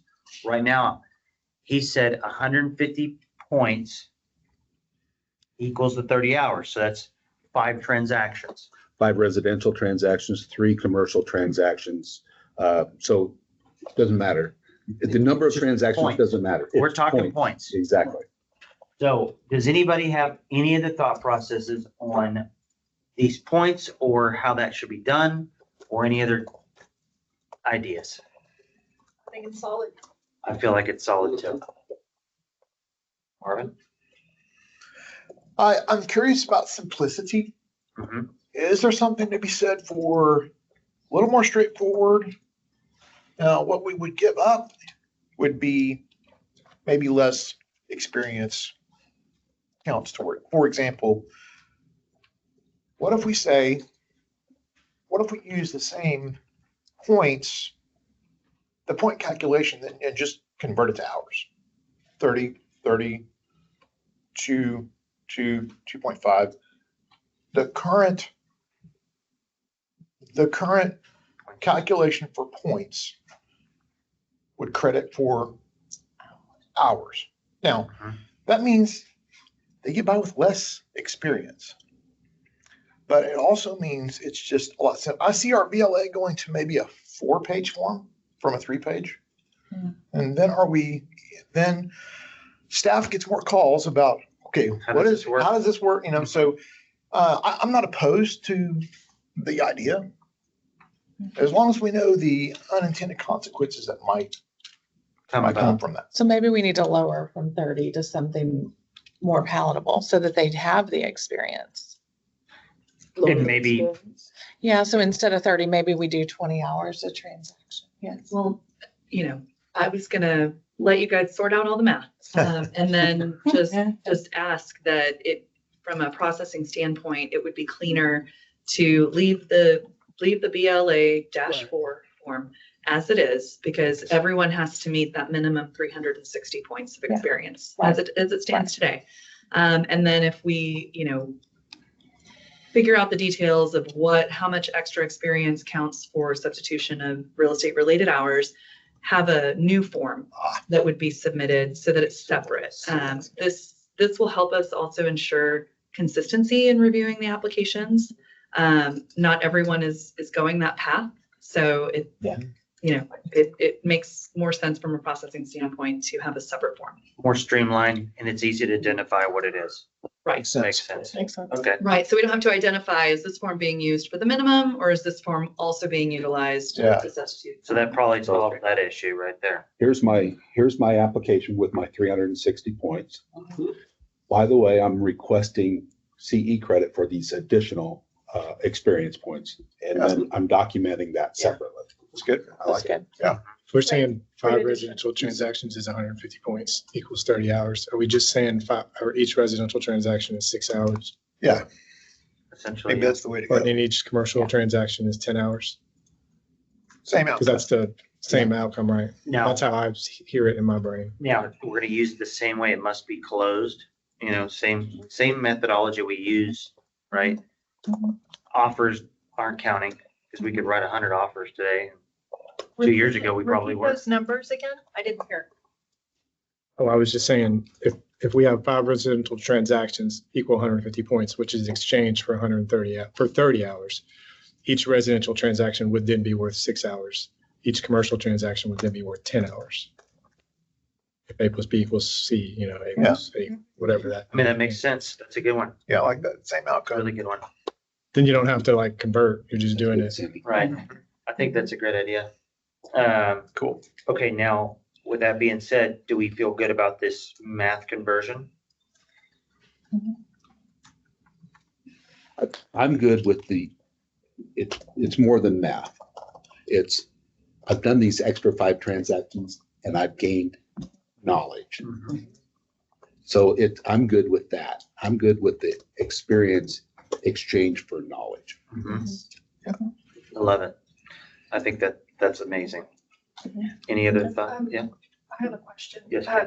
I know that on the TREC website, we have a lot of videos from the commissioners and different people explaining anything new that comes up. I'm wondering if we can have a video explainer so that we avoid them calling the office so much. They can watch the video as an intro.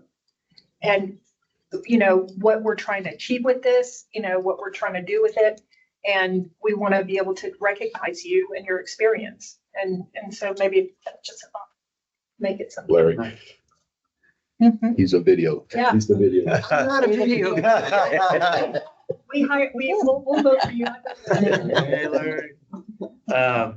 Okay, so any other thought process on this or any feedback based on what we have at this point? Can you go through our paths? Just so Sure. that we're all on the same page with where we kind of landed. Okay, so I'll get some notes here all right. So I think we're all pretty clear on how we go about getting your broker's license at this point in time. Are we clear on that, everyone? On how you get it now with no change? Yes. Okay. So that's our current path, current ability to be able to do these things. You are getting some points for your supervising and that kind of thing going on as well already. But in our new pathway, what we're kind of looking at is allowing you to go through and you can still complete it the old way and get it done. Or you can say, hey, I've been doing a lot of supervising. I can do it this way. Or I can go through and I've been doing a lot of transactions over the last 4 or 5 years. And I can come up with another 150 points on top of what my minimum is and get 30 extra hours or up to 300 hours in credit towards getting my broker's license through continuing education that's converted from experience points. And I think it's a real win. Now, I'm going to circle back to what we talked about on the college degree piece.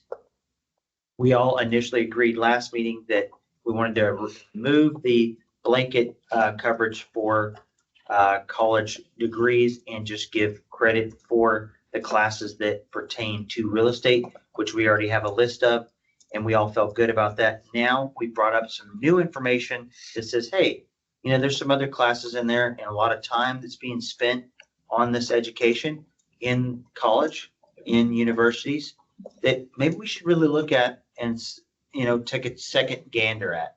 So nothing was set in stone. We agreed to it. Well, we can disagree and we can come up with a new path.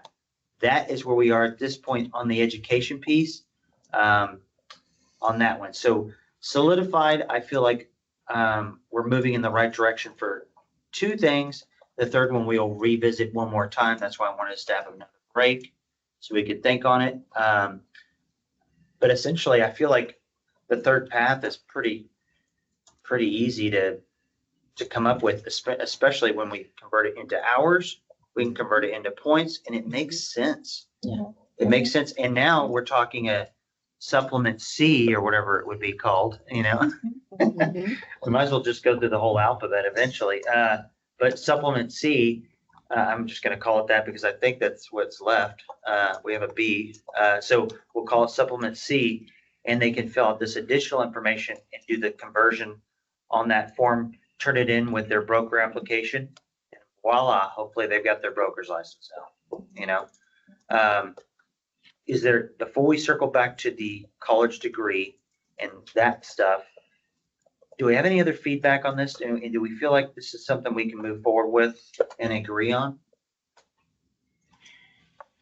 Yeah, Yes, what ma'am. I was gonna add, what might actually be helpful for staff is if we could create this supplement, and then we take your feedback, plug some numbers in, and then bring it back to you. Oh, for sure, Take a look. for sure. Yeah, I don't want to propose anything like that until we all agree, And I don't want to beat a dead horse, but I do feel like that this helps the experience piece that we've all talked about. I feel like it still addresses the education piece, as far as we want to make sure we've got educated brokers out there. And it addresses the point where if you're a supervisor, you have the opportunity as well. So it gets all the side pieces there. And then from a processing perspective. We've handled it there as well. to have I that. feel like we're kind of on the right point here. Can I ask a Yes, question? ma'am. Did you have a cap for supervisor? Or what number did you come up with for supervisor? Marion, I think it's a whole separate Okay. conversation, and I was going to ask Ty if we could add it to it as a future agenda item, taking a look at experience points for delegated supervisors. Rena said something earlier about we're counting months here rather than transactions actually supervised. And I think taking a look at it from that perspective would really be wise. I agree. So reviewing the actual supervisor role and how we give credit. Yeah. For And it. maybe perhaps revamping it, looking at it from a different perspective. I think that's agree. interesting. That's a really good one. Okay.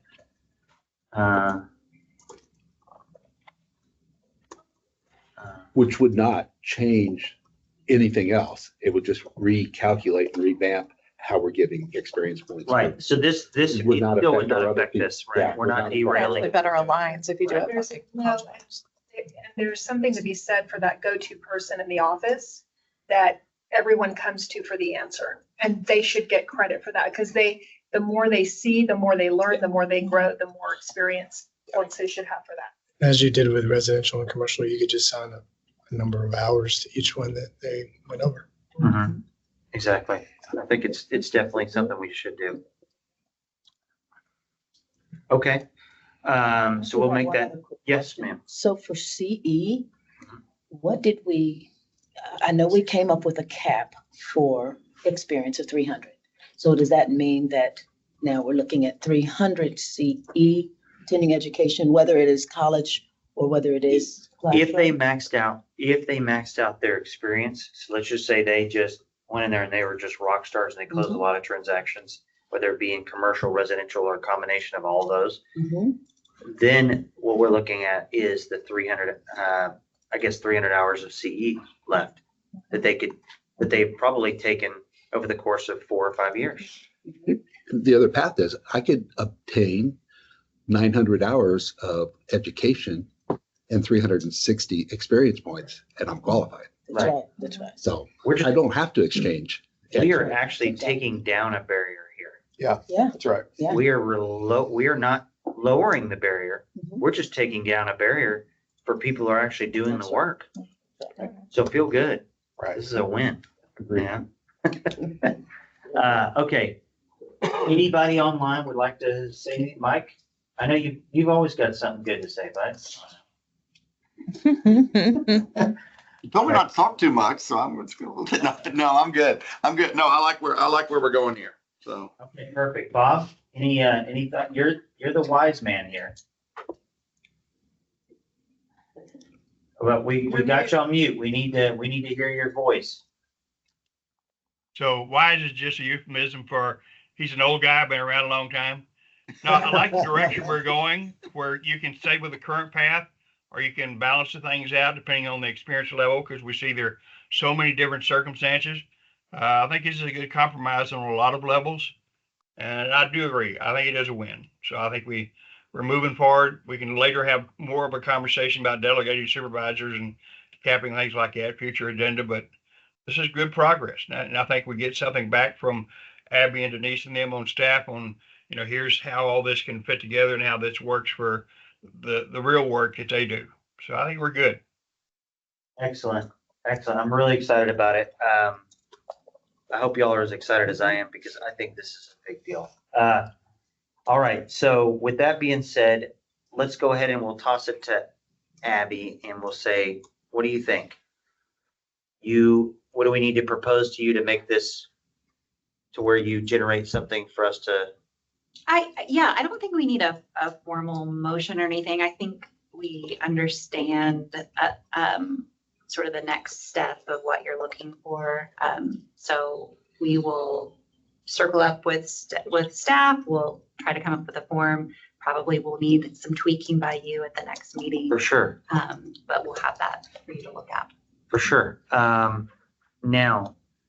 But at some point it would have to go before the At commission. some point it would, yeah. Yes. Now I don't know. I'm going to throw this out there. And I know we're coming up on the end of the year. We've got the commission meeting coming up in just a couple of weeks, right? I think that's good news. We've got a lot of things here. Would it be beneficial for us? Is there a way for us to have a meeting in between our next meeting for us to look at this supplement together? Is there a way for us to do something like that? I'm not saying like in person. We just do a quick online Zoom and we all just hop on there and just take a look at what you've got. And it gives us some thoughts before our next meeting. So that way we can all think about it. And then that way we're not looking at the next meeting and then we're pushing it along again. I would like to get something done. So if that would be possible, I would really like to do that.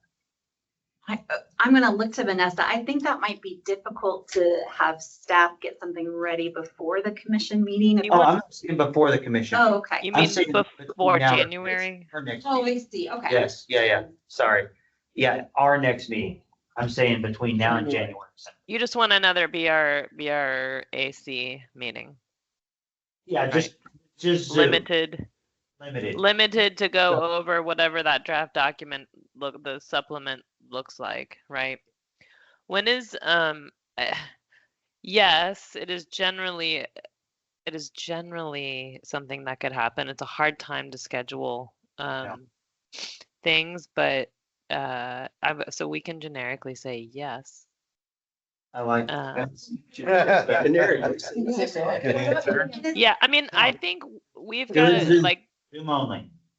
So can I just, are the concern that you might not have enough time at your January meeting to finalize? No, I would like for us to really, for me, this was really good for us to have the break between the last meeting. And I think everyone would agree.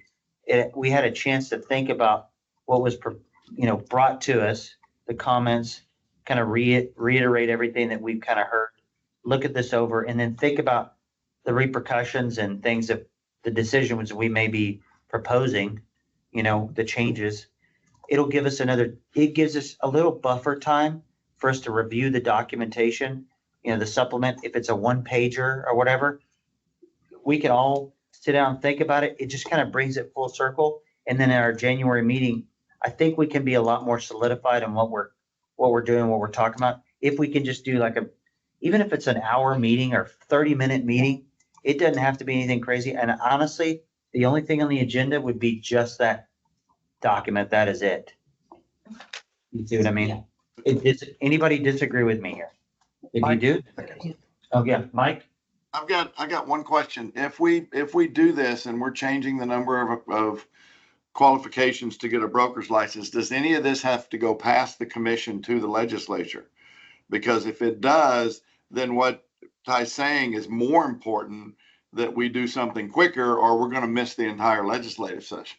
Because, that stuff kind of locks down at the end of January and beginning of February on when you can add something to their agenda. So I just didn't know if this would have to go that far or not.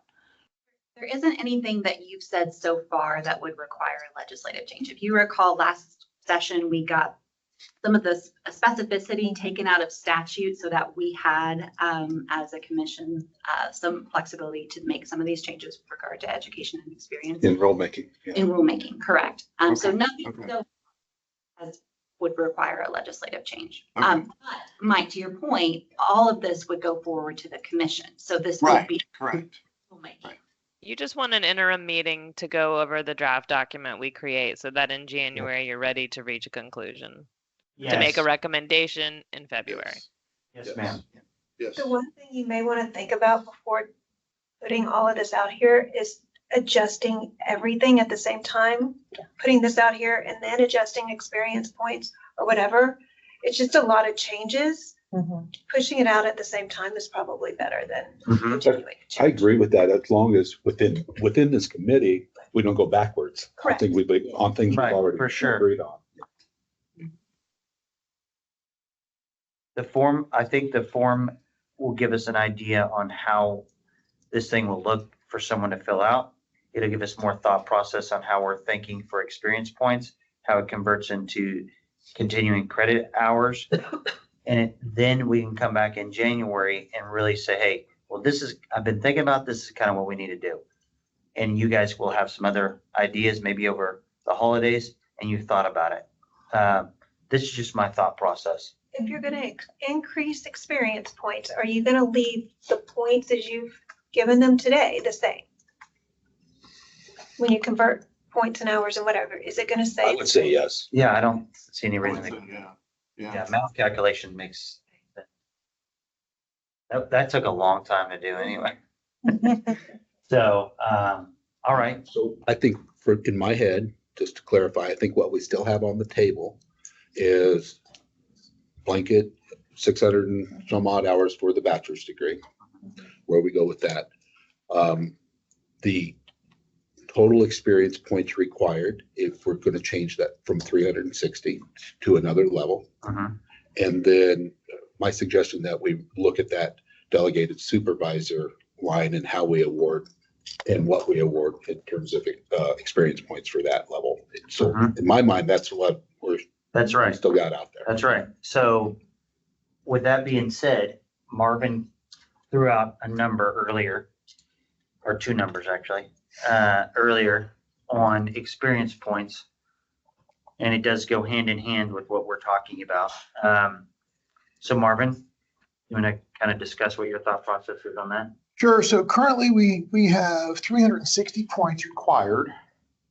And this is a good time for us to consider, should we look at I say 450 or 540 just because those are multiples that would follow that line from 360. So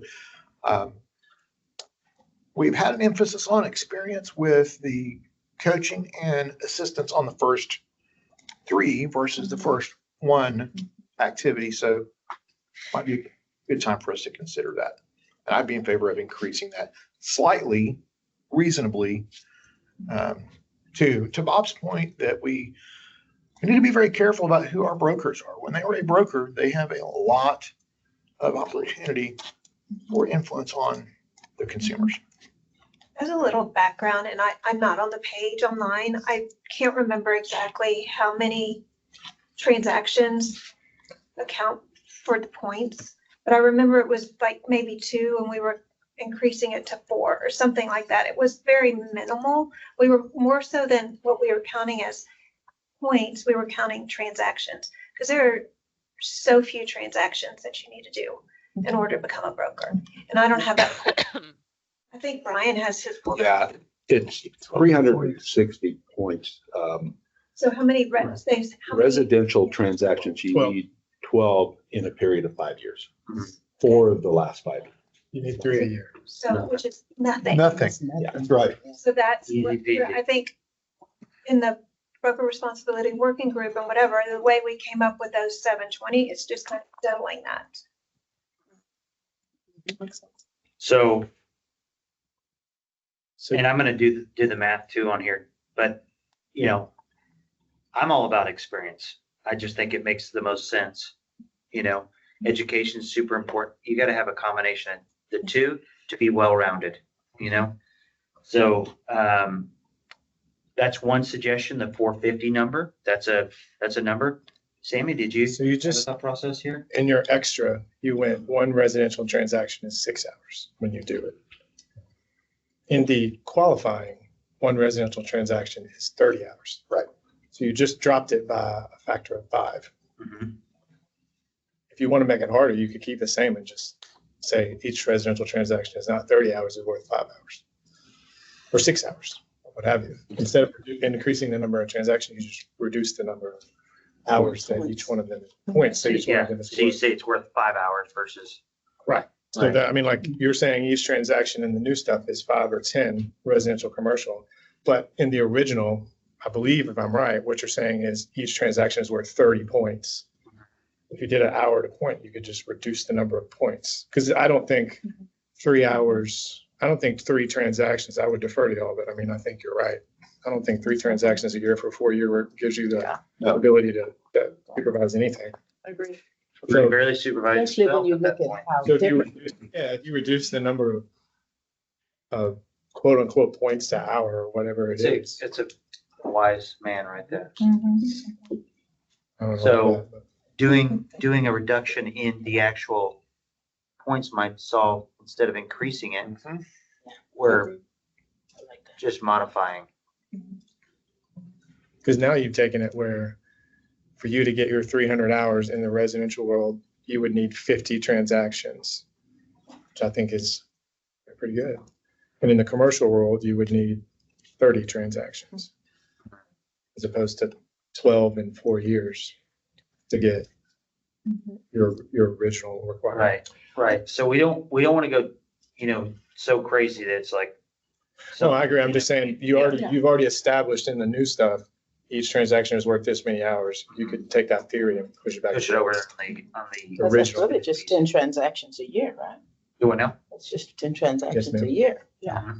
So What number is 10 transactions? what he was just talking about, 50 transactions, is really just 10 transactions a year, which means we've just doubled it back to. We've Yes. quadrupled it. Because right now we're requiring 12 transactions in a 5-year period. If we took it to 50, 4.5. Okay, so Stammy, what's your proposal? Give me I'm an just saying, if you example. use, so what you're saying in the extra, I want to convert is each transaction is worth 6 or 10 hours. Originally, you're saying each transaction is worth 30 points, and that's 360 points. You could take the points and the hour thing out and just reduce the amount to, I mean, it depends on how many transactions you want them to have to get a broker's license. I think you need to figure out that number and then figure out what it looks like. Because to me, 12 transactions in 4 years is, I mean, honestly, would they still be in real estate? I mean, you can't make a living. No. Transactions in 4 years. So let me just throw this out there. If you took it back to 5, you'd say you have to have 50 transactions in 4 years, which is probably not that, Not crazy. You're establishing that standard going forward. You might apply that same standard previous. Now, Marvin, you're doing some math. I'm doing some math over here. Right now, if we say then it's 12 transactions and we're just doing roundabout 12 times, let's just say 30 points, that's 360. So if you just said 18 times 20, That's 360. Is 18 transactions. I mean, that's a pretty hefty jump 12 by 4 years to 18. to 18. Still nothing. Nothing. Not enough, No. not enough. It's Okay. just like, still basically 4.5 transactions. So do we feel like, well, what's the number? What do you think? I think that's the question. Well, if all types of transactions count, then it's depending on how motivated the to-be broker is. I mean, they could do it with leases very quickly. If they, you know what I mean? Like they can get their experience in a number of ways. And if they want to get it really quick, they can jump into leasing and get as many transactions as they possibly want in a short amount of time. Mhm. So I think upping the number significantly, I think it's going to level everybody up, which I'm in favor for. I think our industry needs it.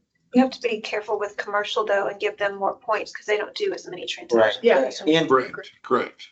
And let me throw this out there too. I'm thinking of, now I'm gonna be the devil's advocate, and you know, I'm always about going on the experience side and that, but I'm gonna throw this out there too. I think about some of these folks that are out in the smaller towns when they're not doing all that.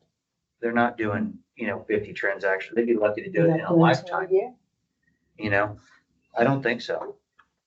I mean, I'm just throwing it out there. We got to be fair. So we don't want to overdo it where it's like, Yeah. no one can become a broker. I mean, it makes no sense. We don't want to do that, but we want to also make this, if we do this so high, and I'm just throwing it out there, if we do this so high that this other thing we're doing means nothing because you're not going to get any points anyway. I mean, if you say, well, we're going to do 50 transactions or whatever, well, you do 50 transactions, maybe that's it. And then you're lucky to get that 50. And this other stuff we've been working on here, you're going to get 0 credit for that. So average PPP this year nationally is what, 6.6? Anybody know the number?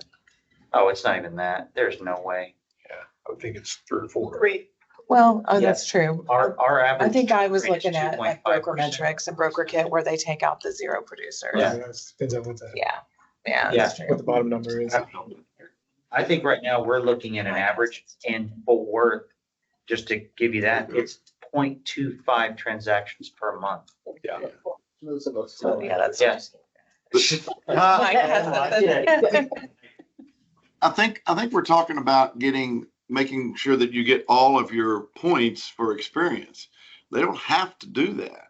If they do less transactions, then they do more classes. But you still get to the same end result, that they get enough hours for them to get a license. So it's not like we have to change the 300 in experience. We can say that if they wanted to take more classes, take more classes. But I hate to make that number so low that we get a bunch of brokers that don't, that haven't had enough transactions to get the required number of points to get a license. So I'm a little nervous about saying, okay, there are smaller towns. I get that. But, but again, I know a lot of brokers in smaller towns that they're going to do all 4 of these. Yeah. These sections. They don't have the ability to specialize in just residential sales. So they're going to do some commercial deals. They're going to do some property management deals. They're going to do some management, and they can get their hours spreading it out more than some of us in Houston that may just be, I'm going to do all my hours in residential sales and I'm done. So I don't want to forget that they don't have to hit 300. They can do 200 in this and doing, 3 other classes or something. So We're going to reward the experience. Let's make the experience count. Mhm. And experience is probably one of the best teachers, but the more they do, the more they're likely to hit other types. If we just stay within residential, you've got all type of transactions that you can do just in that. So I would like to see us at least between 8 and 10. 8 and 10. At 8 and 10 at minimum, that's not even 1 transaction a month. So at minimum, I wouldn't go below that 8 Threshold. So I learned a statistic, and that to become a top 5 producing agent, the minimum number of transactions you have to do is 1 closing a month to become the top 5% in our industry. 1 transaction closed a month, 12 a year, your top 5%. Yeah, I believe that. Top 5%. Mm-hmm. So that leaves 9% in the general population. But Should they- most realtors should they be don't do brokers? the top 5%. It goes back to Bob's case too about supervising. Mm-hmm. And realtors don't do transactions in their lifetime.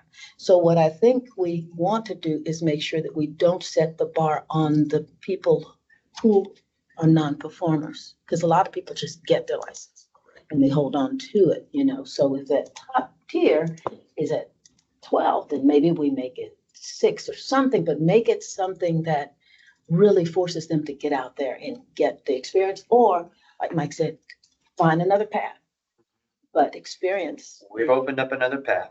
So if we're looking at this thing from the extra path standpoint, and we're going to convert 1 for 1, are we going to increase? Let's just start with the basics. Are we going to work to increase the amount just to get your broker's license as it stands right now? Increase what? I think there's consensus that we should increase Yes. the minimum Experience. experience. Yes. So what should that number be?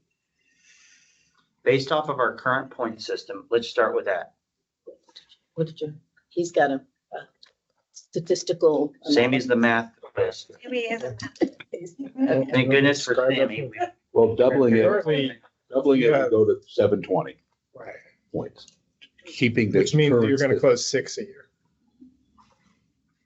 6 year. I mean, let's just be real. If we do 720, we're doubling experience points. Do you feel good about it? I don't feel good about 3 a year. Yeah. So I don't really know what that answer is.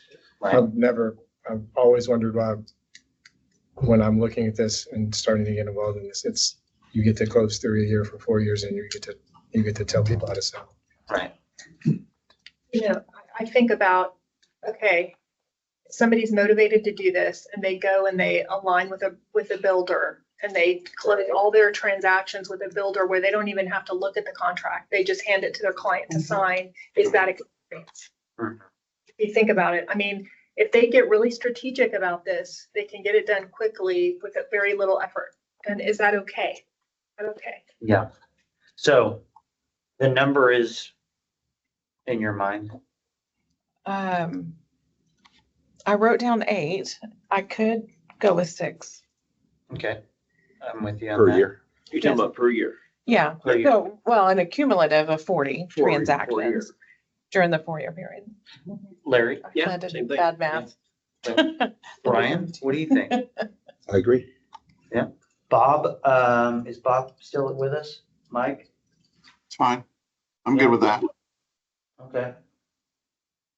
Marvin? Good with that. So if we just said the 720 number, sorry about your number, Marvin. We're gonna cross through the 450 and we're gonna say 720. Okay, so we're gonna get some real experienced people out there right now. And based on the current point system, that would equate to 6 transactions a year. If you're going to get your broker's license, 4 of the last 5 years, right? It's still a substantial amount of work. But if you're a super achiever, you're going to have another path where you can use those points or your supervisory experience to get you there as well. So now you've got multiple paths. We're going to make sure you're super experienced.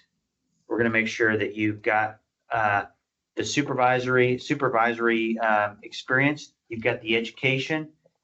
And then if you do above and beyond, you're going to get that extra credit, and we're going to allow you to use it towards your education. Are we on? Mhm. Okay. The next thing is, let's circle back to our initial discussion, and then we can put this to bed. Our initial discussion on college degrees. After we've talked about all this and you've thought about it, do we still feel like it is necessary to give blanket credit to a college degree? Or do we feel like, honestly, we've given other pathways and we can say, you know what, if you hit these classes and in the future, if we want to modify and we find it to be necessary to add other classes because we've heard so much feedback that there's not enough classes out there, you know, you can add more classes to it. Do we feel like, how do we feel? What's the temperature? I'd love to know, were you able to answer the question that you were looking for in regards to if we expanded to the communication in English? And then back to, I think Mrs. Burgess's question of when TREC originally went from real estate related to the blanket, was that because 95% were met by the blanket bachelor's degree? Well, Excuse me. what we did was looked at the language in the statute and the way it's laid out in semester hours and the conversion to classroom hours. And so the maximum related hours that are awarded for someone with a bachelor's degree in any subject is 630 of the real estate related hours. And when you go backwards, that ends up being 42 semester hours. And most bachelor's degrees require, you know, it varies at each institution, but the minimum is about 120 semester hours. So we're, you know, that might be helpful to you to know that what we're awarding is essentially, with the whole degree, they get the equivalent of about a third of a college degree. So that's something that I think this group has to decide on. If adding more topics are, you know, are we just making the review process more complicated? Exactly. Because what we're awarding them with the degree is a third of the semester hours needed to get the degree. So if we're looking at, let's circle back to what we've been talking about for the last 2 hours. We're looking for experience. This is what we want. The education is important, but ultimately we all agree that an experience is where it needs to be. Am I wrong? Is this not the consensus? All right. If that is the case, and that's what we really want to focus on, should we not look at the college degree as being a in that should be relooked at and removed? Now, we give the ability for someone to use the college credit hours, and they can get that credit just like they've done the credit for doing all the extra transactions and getting that experience that we ultimately all want to see out there. Or do we want to give them the path where it's like, okay, blanket in, you're good. Go get your broker's license without the experience, or without the extra experience, or with just blanket coverage on the college degree. I thought we were all in agreement from the last meeting that it I brought all it back needed to up. be realistic. Oh, Yeah, I okay. brought it back up. Oh, okay. Yeah. Okay. We all had agreed, but she brought up some good Oh, points okay. because she looked at, she brought up kinesiology. I kept bringing up kinesiology. So Yeah. she looked into the kinesiology degree. Okay. We talked about music because of Marvin. Marvin's the music expert here. My ears too. So what I'll say is that for me, ultimately, for the consumer, I'm not as worried about the agent getting the easy path. I'm concerned about the consumer. Well, Yes, ma'am. I'm sorry. I just want to clarify. You still have to have experience with the degree. For sure. Yes. For That's sure. just doing, Right. so if we're just talking education there, they've still got to get the experience component.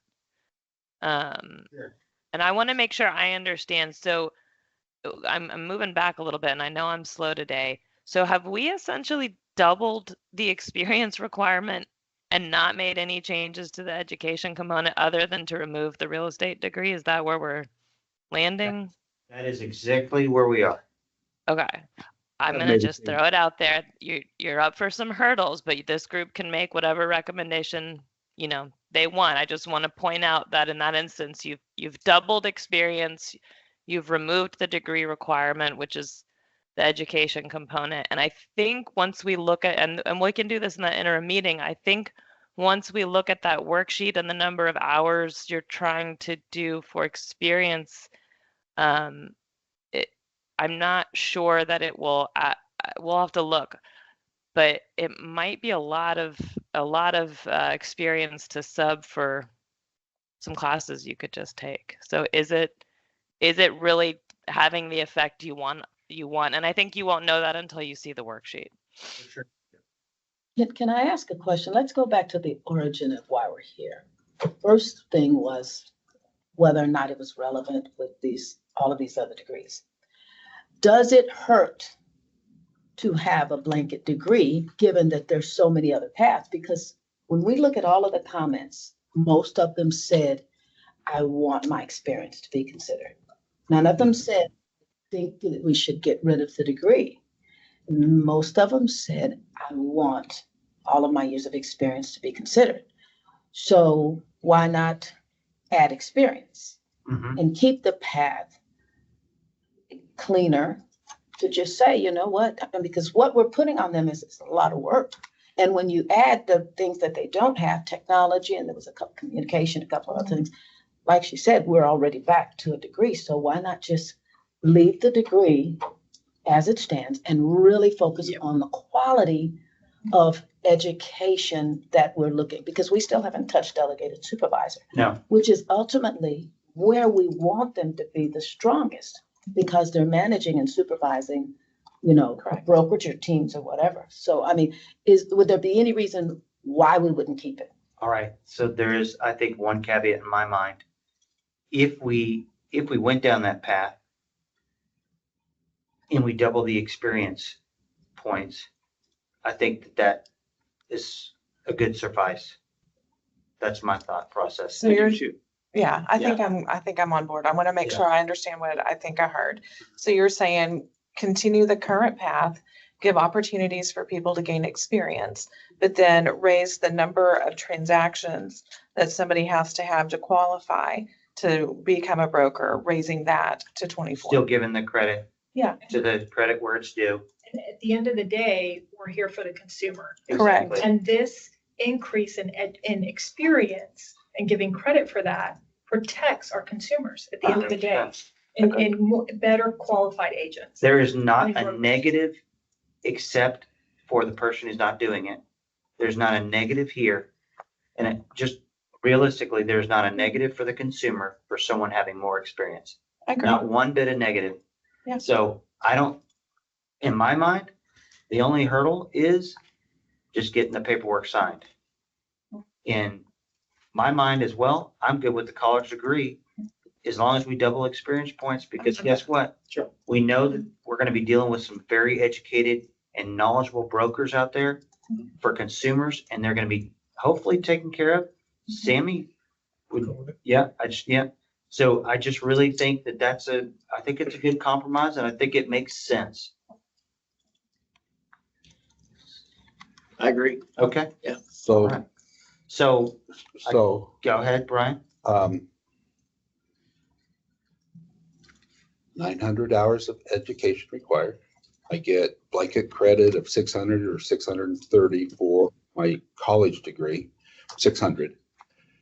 I'm required to take my initial 270 hours of qualifying classes. So I got 270 to get my sales agent's license. I get 600 for my college degree. 630. Or 630?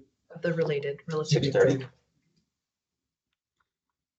The 900 hours are comprised of 270 qualifying mandated courses. Right. Some mandated, and then 630 real estate related that could be satisfied with a bachelor's degree or CE courses that have been taken over the years, or just additional qualifying courses. So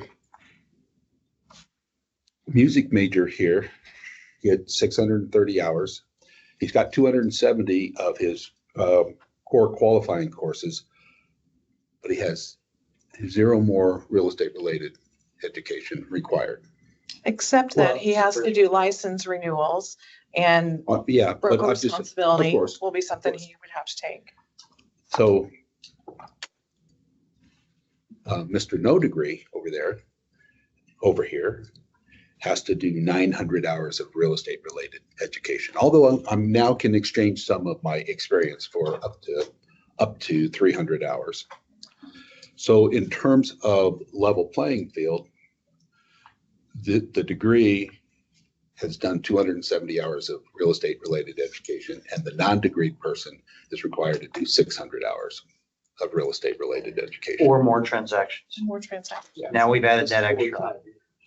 The other piece is if they're a team lead, we just injected some more We're gonna, help there. we're gonna address that, but in our next meeting. But Yeah. anyway, that's what we're saying, is that if you have a bachelor's degree, we're not requiring you to take as much real estate related education as the person who doesn't have a degree. Because we think that at least 95% of their degree is real estate related, was the number Vanessa said that I'm repeating that. That was a very blanket number. I was just saying if you start adding categories like technology or like the things you're talking about, I was like, well, aren't you essentially at a degree at that point? And to Denise's point, it's actually not like the hours of an entire degree. What does it end up being, Denise? Did you say it was like 200? 42 semester hours.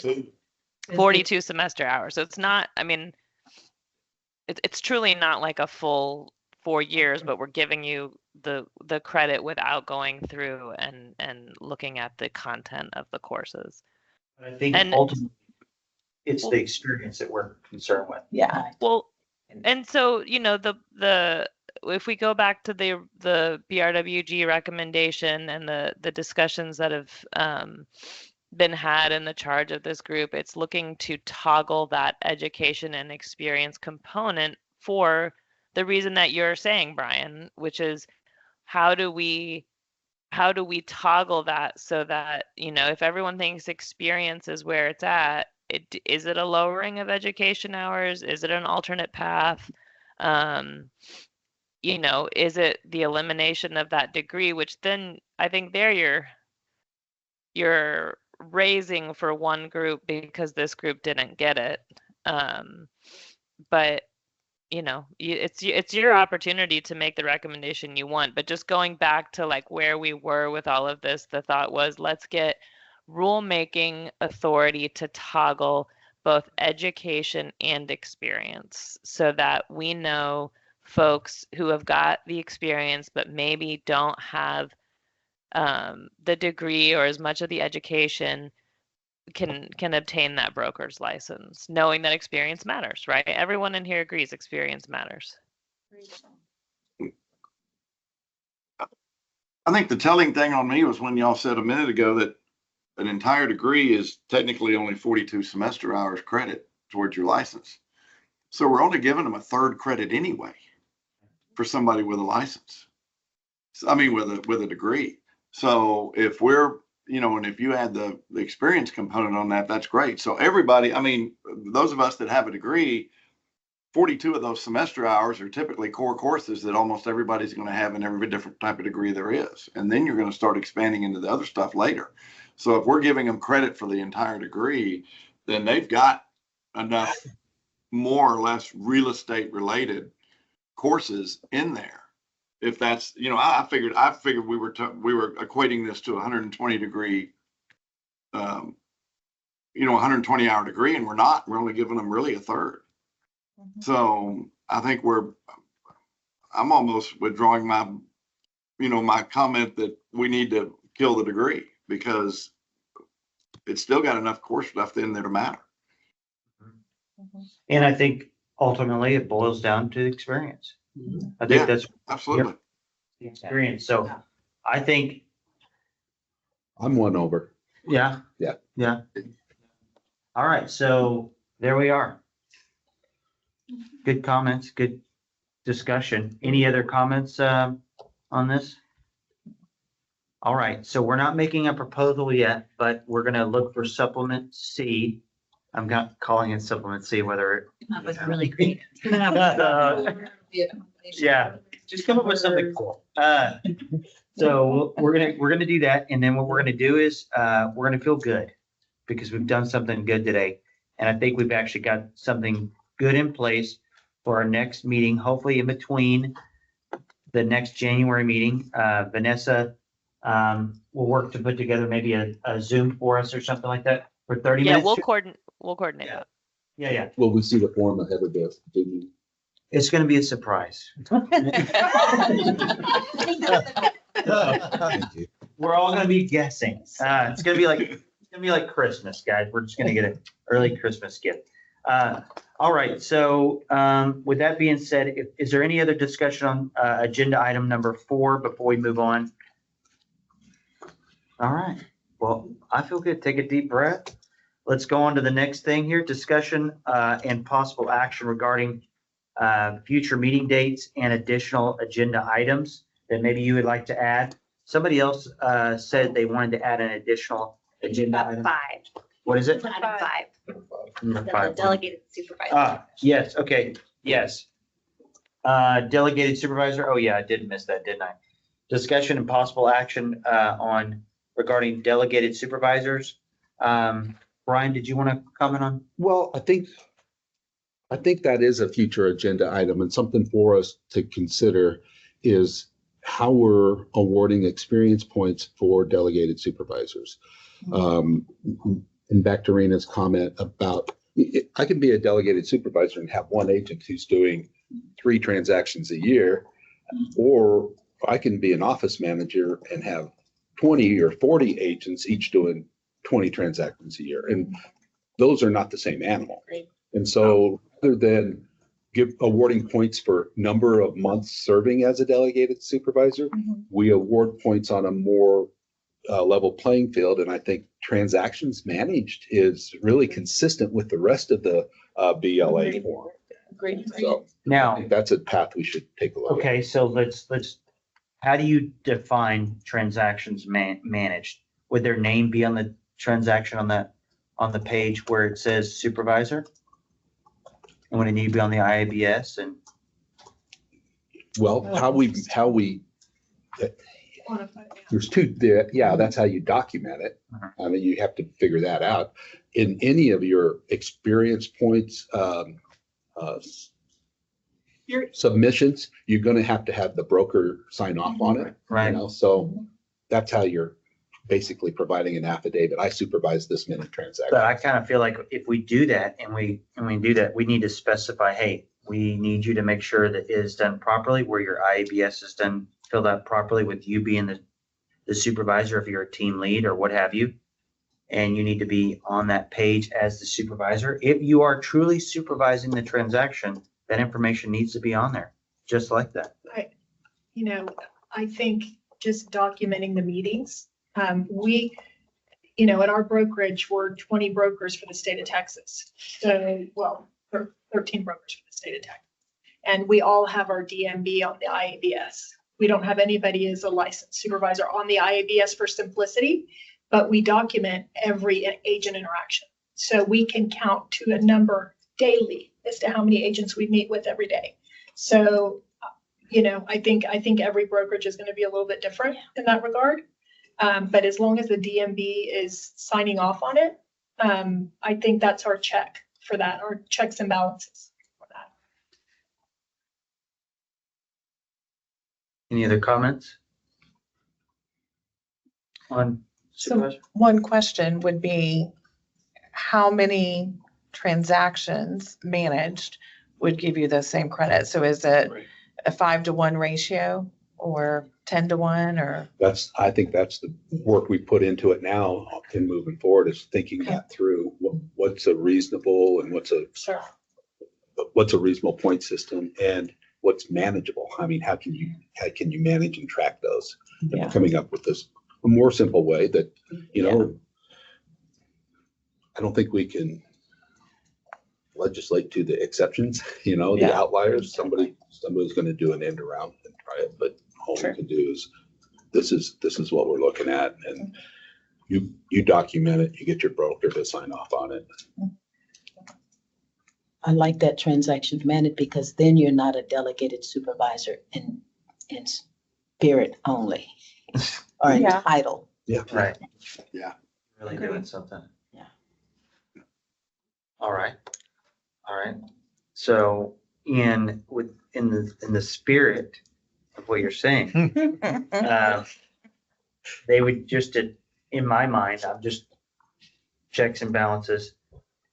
They would need to be, designated such by the broker in the licensing information on Trek. They would need to have the IABS filled out properly, and the contract would be filled out properly with the supervisor name on there, and they would get credit for that transaction. The math on that, the amount of transactions is what we have to figure out. Now, I think we give that food for thought. I like your idea, Brian. I think that's a really valid point. It was And I think we can- Rena's idea. I think we can think on it. No, Yeah. the other thing you have to think about it, you have the unofficial businesses, right? Where they're not as official and they're not as set up and organized with systems, where you have the mentors that are supervising the 3 transactions for each new agent. Would that be qualifying experience towards applying for the delegated supervisor position? Like where, is that enough? What's enough? I think, My question. in my mind, I think one of the minimum standards is to be designated as a delegated supervisor by your broker, and you've got that designation in track. So that's the beginning point. And then as that, I'm now supervising transactions. Love it. All right, do we want to think on this one and put it towards the next agenda? I think that's what we'll do. Then to the next agenda, we're gonna just push that on. One other question I have about, because I'm not familiar enough with this area and how other brokerages operate, but is the delegated supervisor position typically an employee where they're managed by their broker, or are they also independent contractors? Typically, they're also selling agents, but they may not be. In our previous meeting, I brought up Bill Stedham's name, who is a manager in their company. All he does is manage. He's not a broker. He doesn't sell. All he does is supervise other agents. And so he's licensed as a sales agent, but doesn't do any transactions. I have, in my little company, I have an employee who's also a licensed agent, delegated as a supervisor, because she's naturally the person people go to and ask the questions. So I wanted to get her designated. I'm a broker associate, and my wife's the responsible broker. So I'm also a delegated supervisor. So I have a second office or a second location, and I have an agent there who's delegated as a supervisor. The team lead has to be a delegated supervisor. Mhm. The team lead has to be. Correct. Team lead, group leads should be delegated supervisors as well. I don't know that they all are. You brought it up a good word too, that I don't think we ever finished the discussion, and this future agenda is broker associate. Broker I don't think associate. we ever finished that discussion. We did not.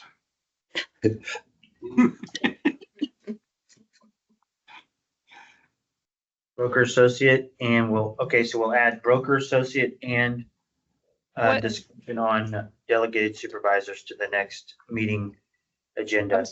Wait, I'm sorry. What are we covering on I just want to make sure I know. What are we covering on delegated supervisors specifically for agenda purposes?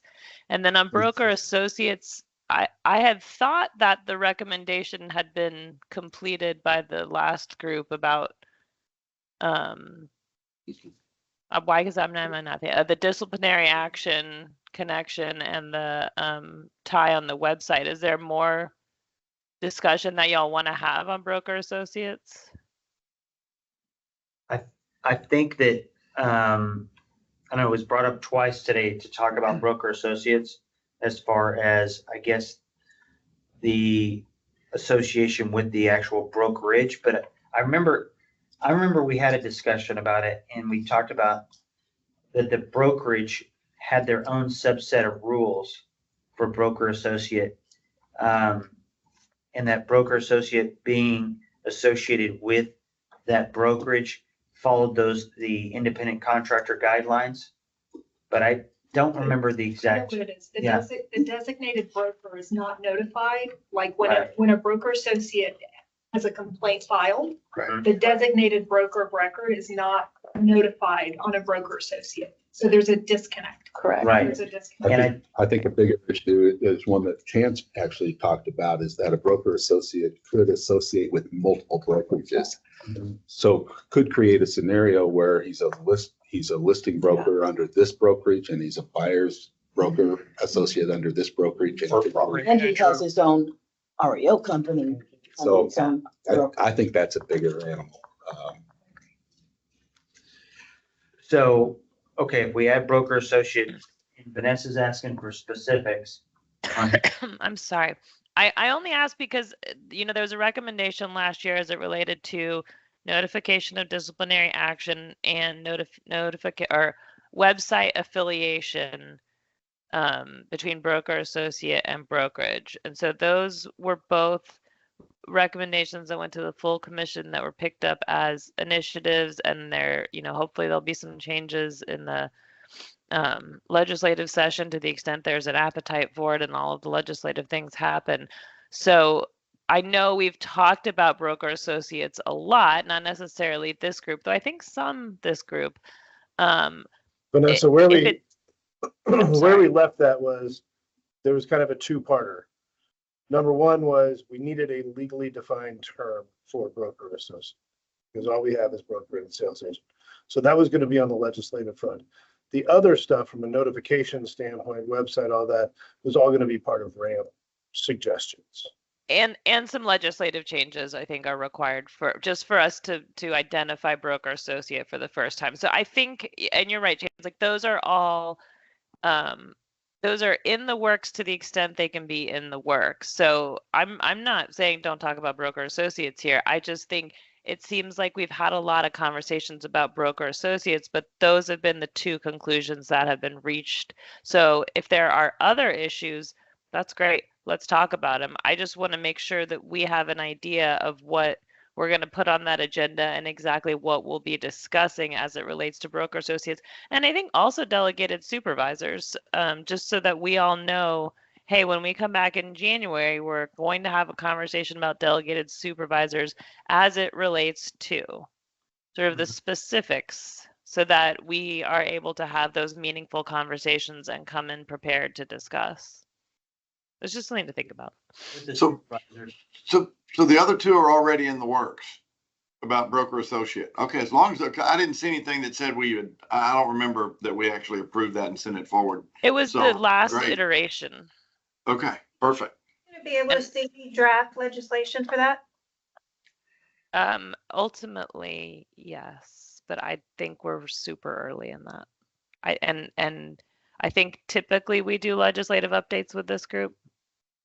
I'm looking at Abby to see if she's nodding her head, but I think at this point, no, but yes, as we move forward. All right. There's one other issue I think that we were throwing to the broker lawyer committee on wholesaling. Did we throw Yes, them something? we did. What did they respond with on that? That's a good question. So that comment was presented. They are going to take that up at the next meeting. So it was discussed. That's nice. All right, so thank you, broker lawyer committee, for doing that. I'll just put that out there.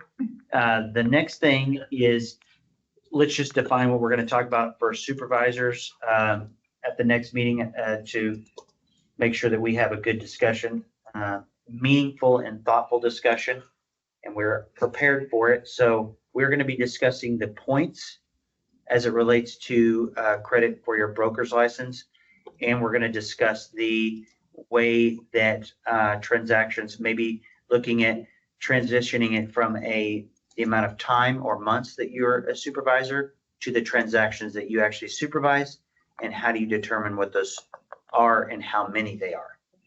Is that, yeah. Okay, perfect. I hope that made perfect sense. The next thing is, we got to get ready for our next meeting. And in the interim, we will probably have a Zoom meeting in between. We will, that is TBA, to be determined or whatever. But we're looking at the third Wednesday in January, I guess, and January 15th, 2025. How does that sound? Good. Happy New Year. All right, Good. it's going to be fun. So January 15th, that is a Wednesday. Is that good? Wednesdays? All right, well, let's go ahead and say that sounds great. That's a Wednesday, January 15th, and then April 16th. Good. It'll be my last meeting with you guys before I turn a little bit older and a little bit wiser. So that'll be interesting. Be prepared. Come early that meeting, okay?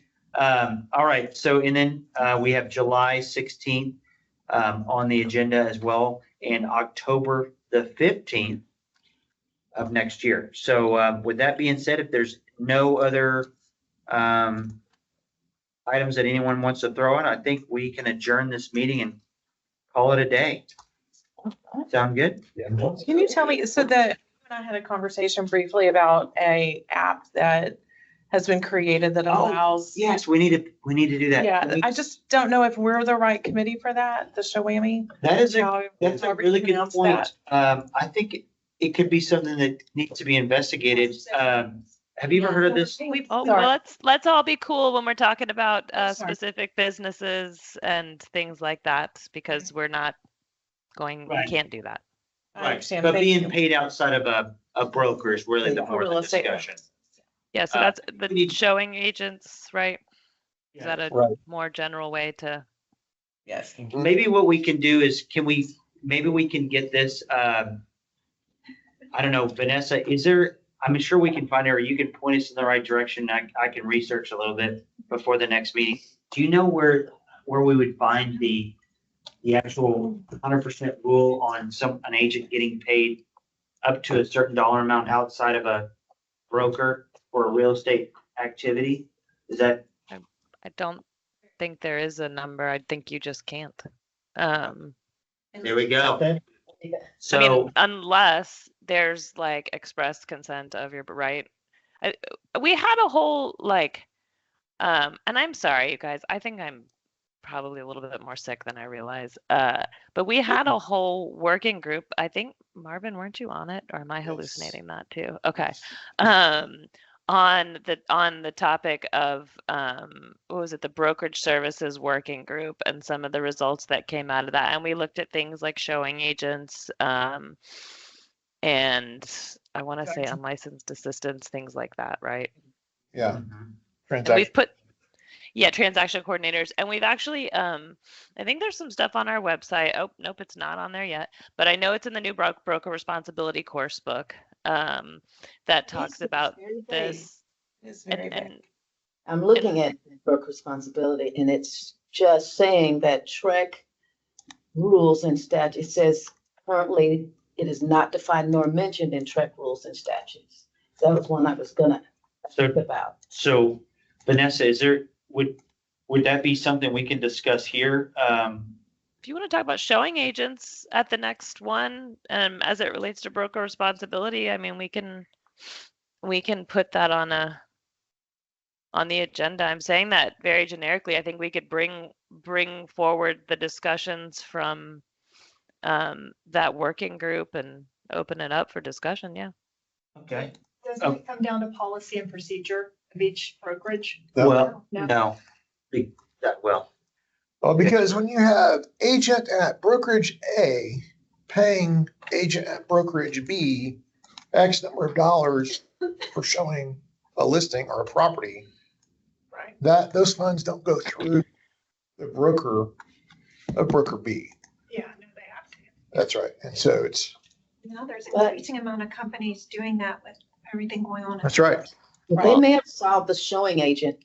They may have solved the showing agent problem in the broker responsibilities, because it shows here that a showing agent is typically hired by a buyer's agent to show a property to a prospective buyer. This arrangement might arise because the buyer's agent is out of town or unavailable during a particular time. The showing agent may or may not receive a fee for services, but showing a property for compensation or with expectation of receiving compensation is considered real estate brokerage activity.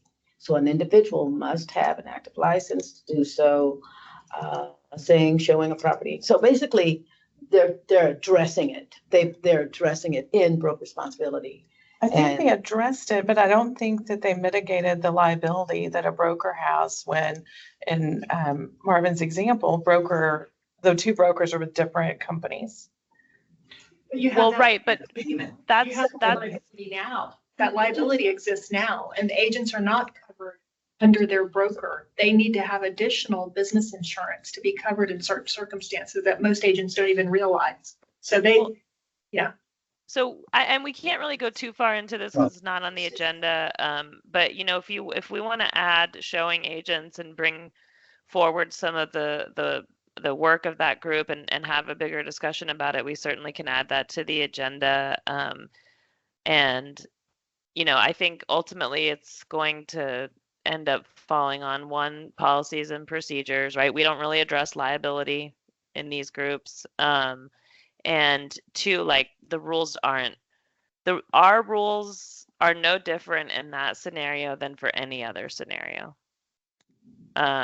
Which is not a proactive, we're bringing the hammer on anyone for doing this thing, which is not what you, well, maybe it's what you want. But what it is it's saying it's that one rule fits all, right? So if someone is violating TREC rules, then we get a complaint and we go, you know, we do an Mike's there, he does an investigation. But we can add it, maybe a recap of what that conversation looked like from the group. Marvin can be the spokesperson. Okay, so we'll add that as well to the agenda. We'll back up, add that to the agenda. And that agenda item would be talking about showing agents, non-specific to any organization or app or anything like that. Just showing agents in general, discussion on payment and how that worked and the findings that the working group had, and then possibly also a subset, quick rundown on transaction coordinators. Same group. All right. Meeting adjourned. See you soon. Safe travel. Have a good one, guys. Thanks, Mike. Thanks, Mike. Thanks. Feel better. See you guys.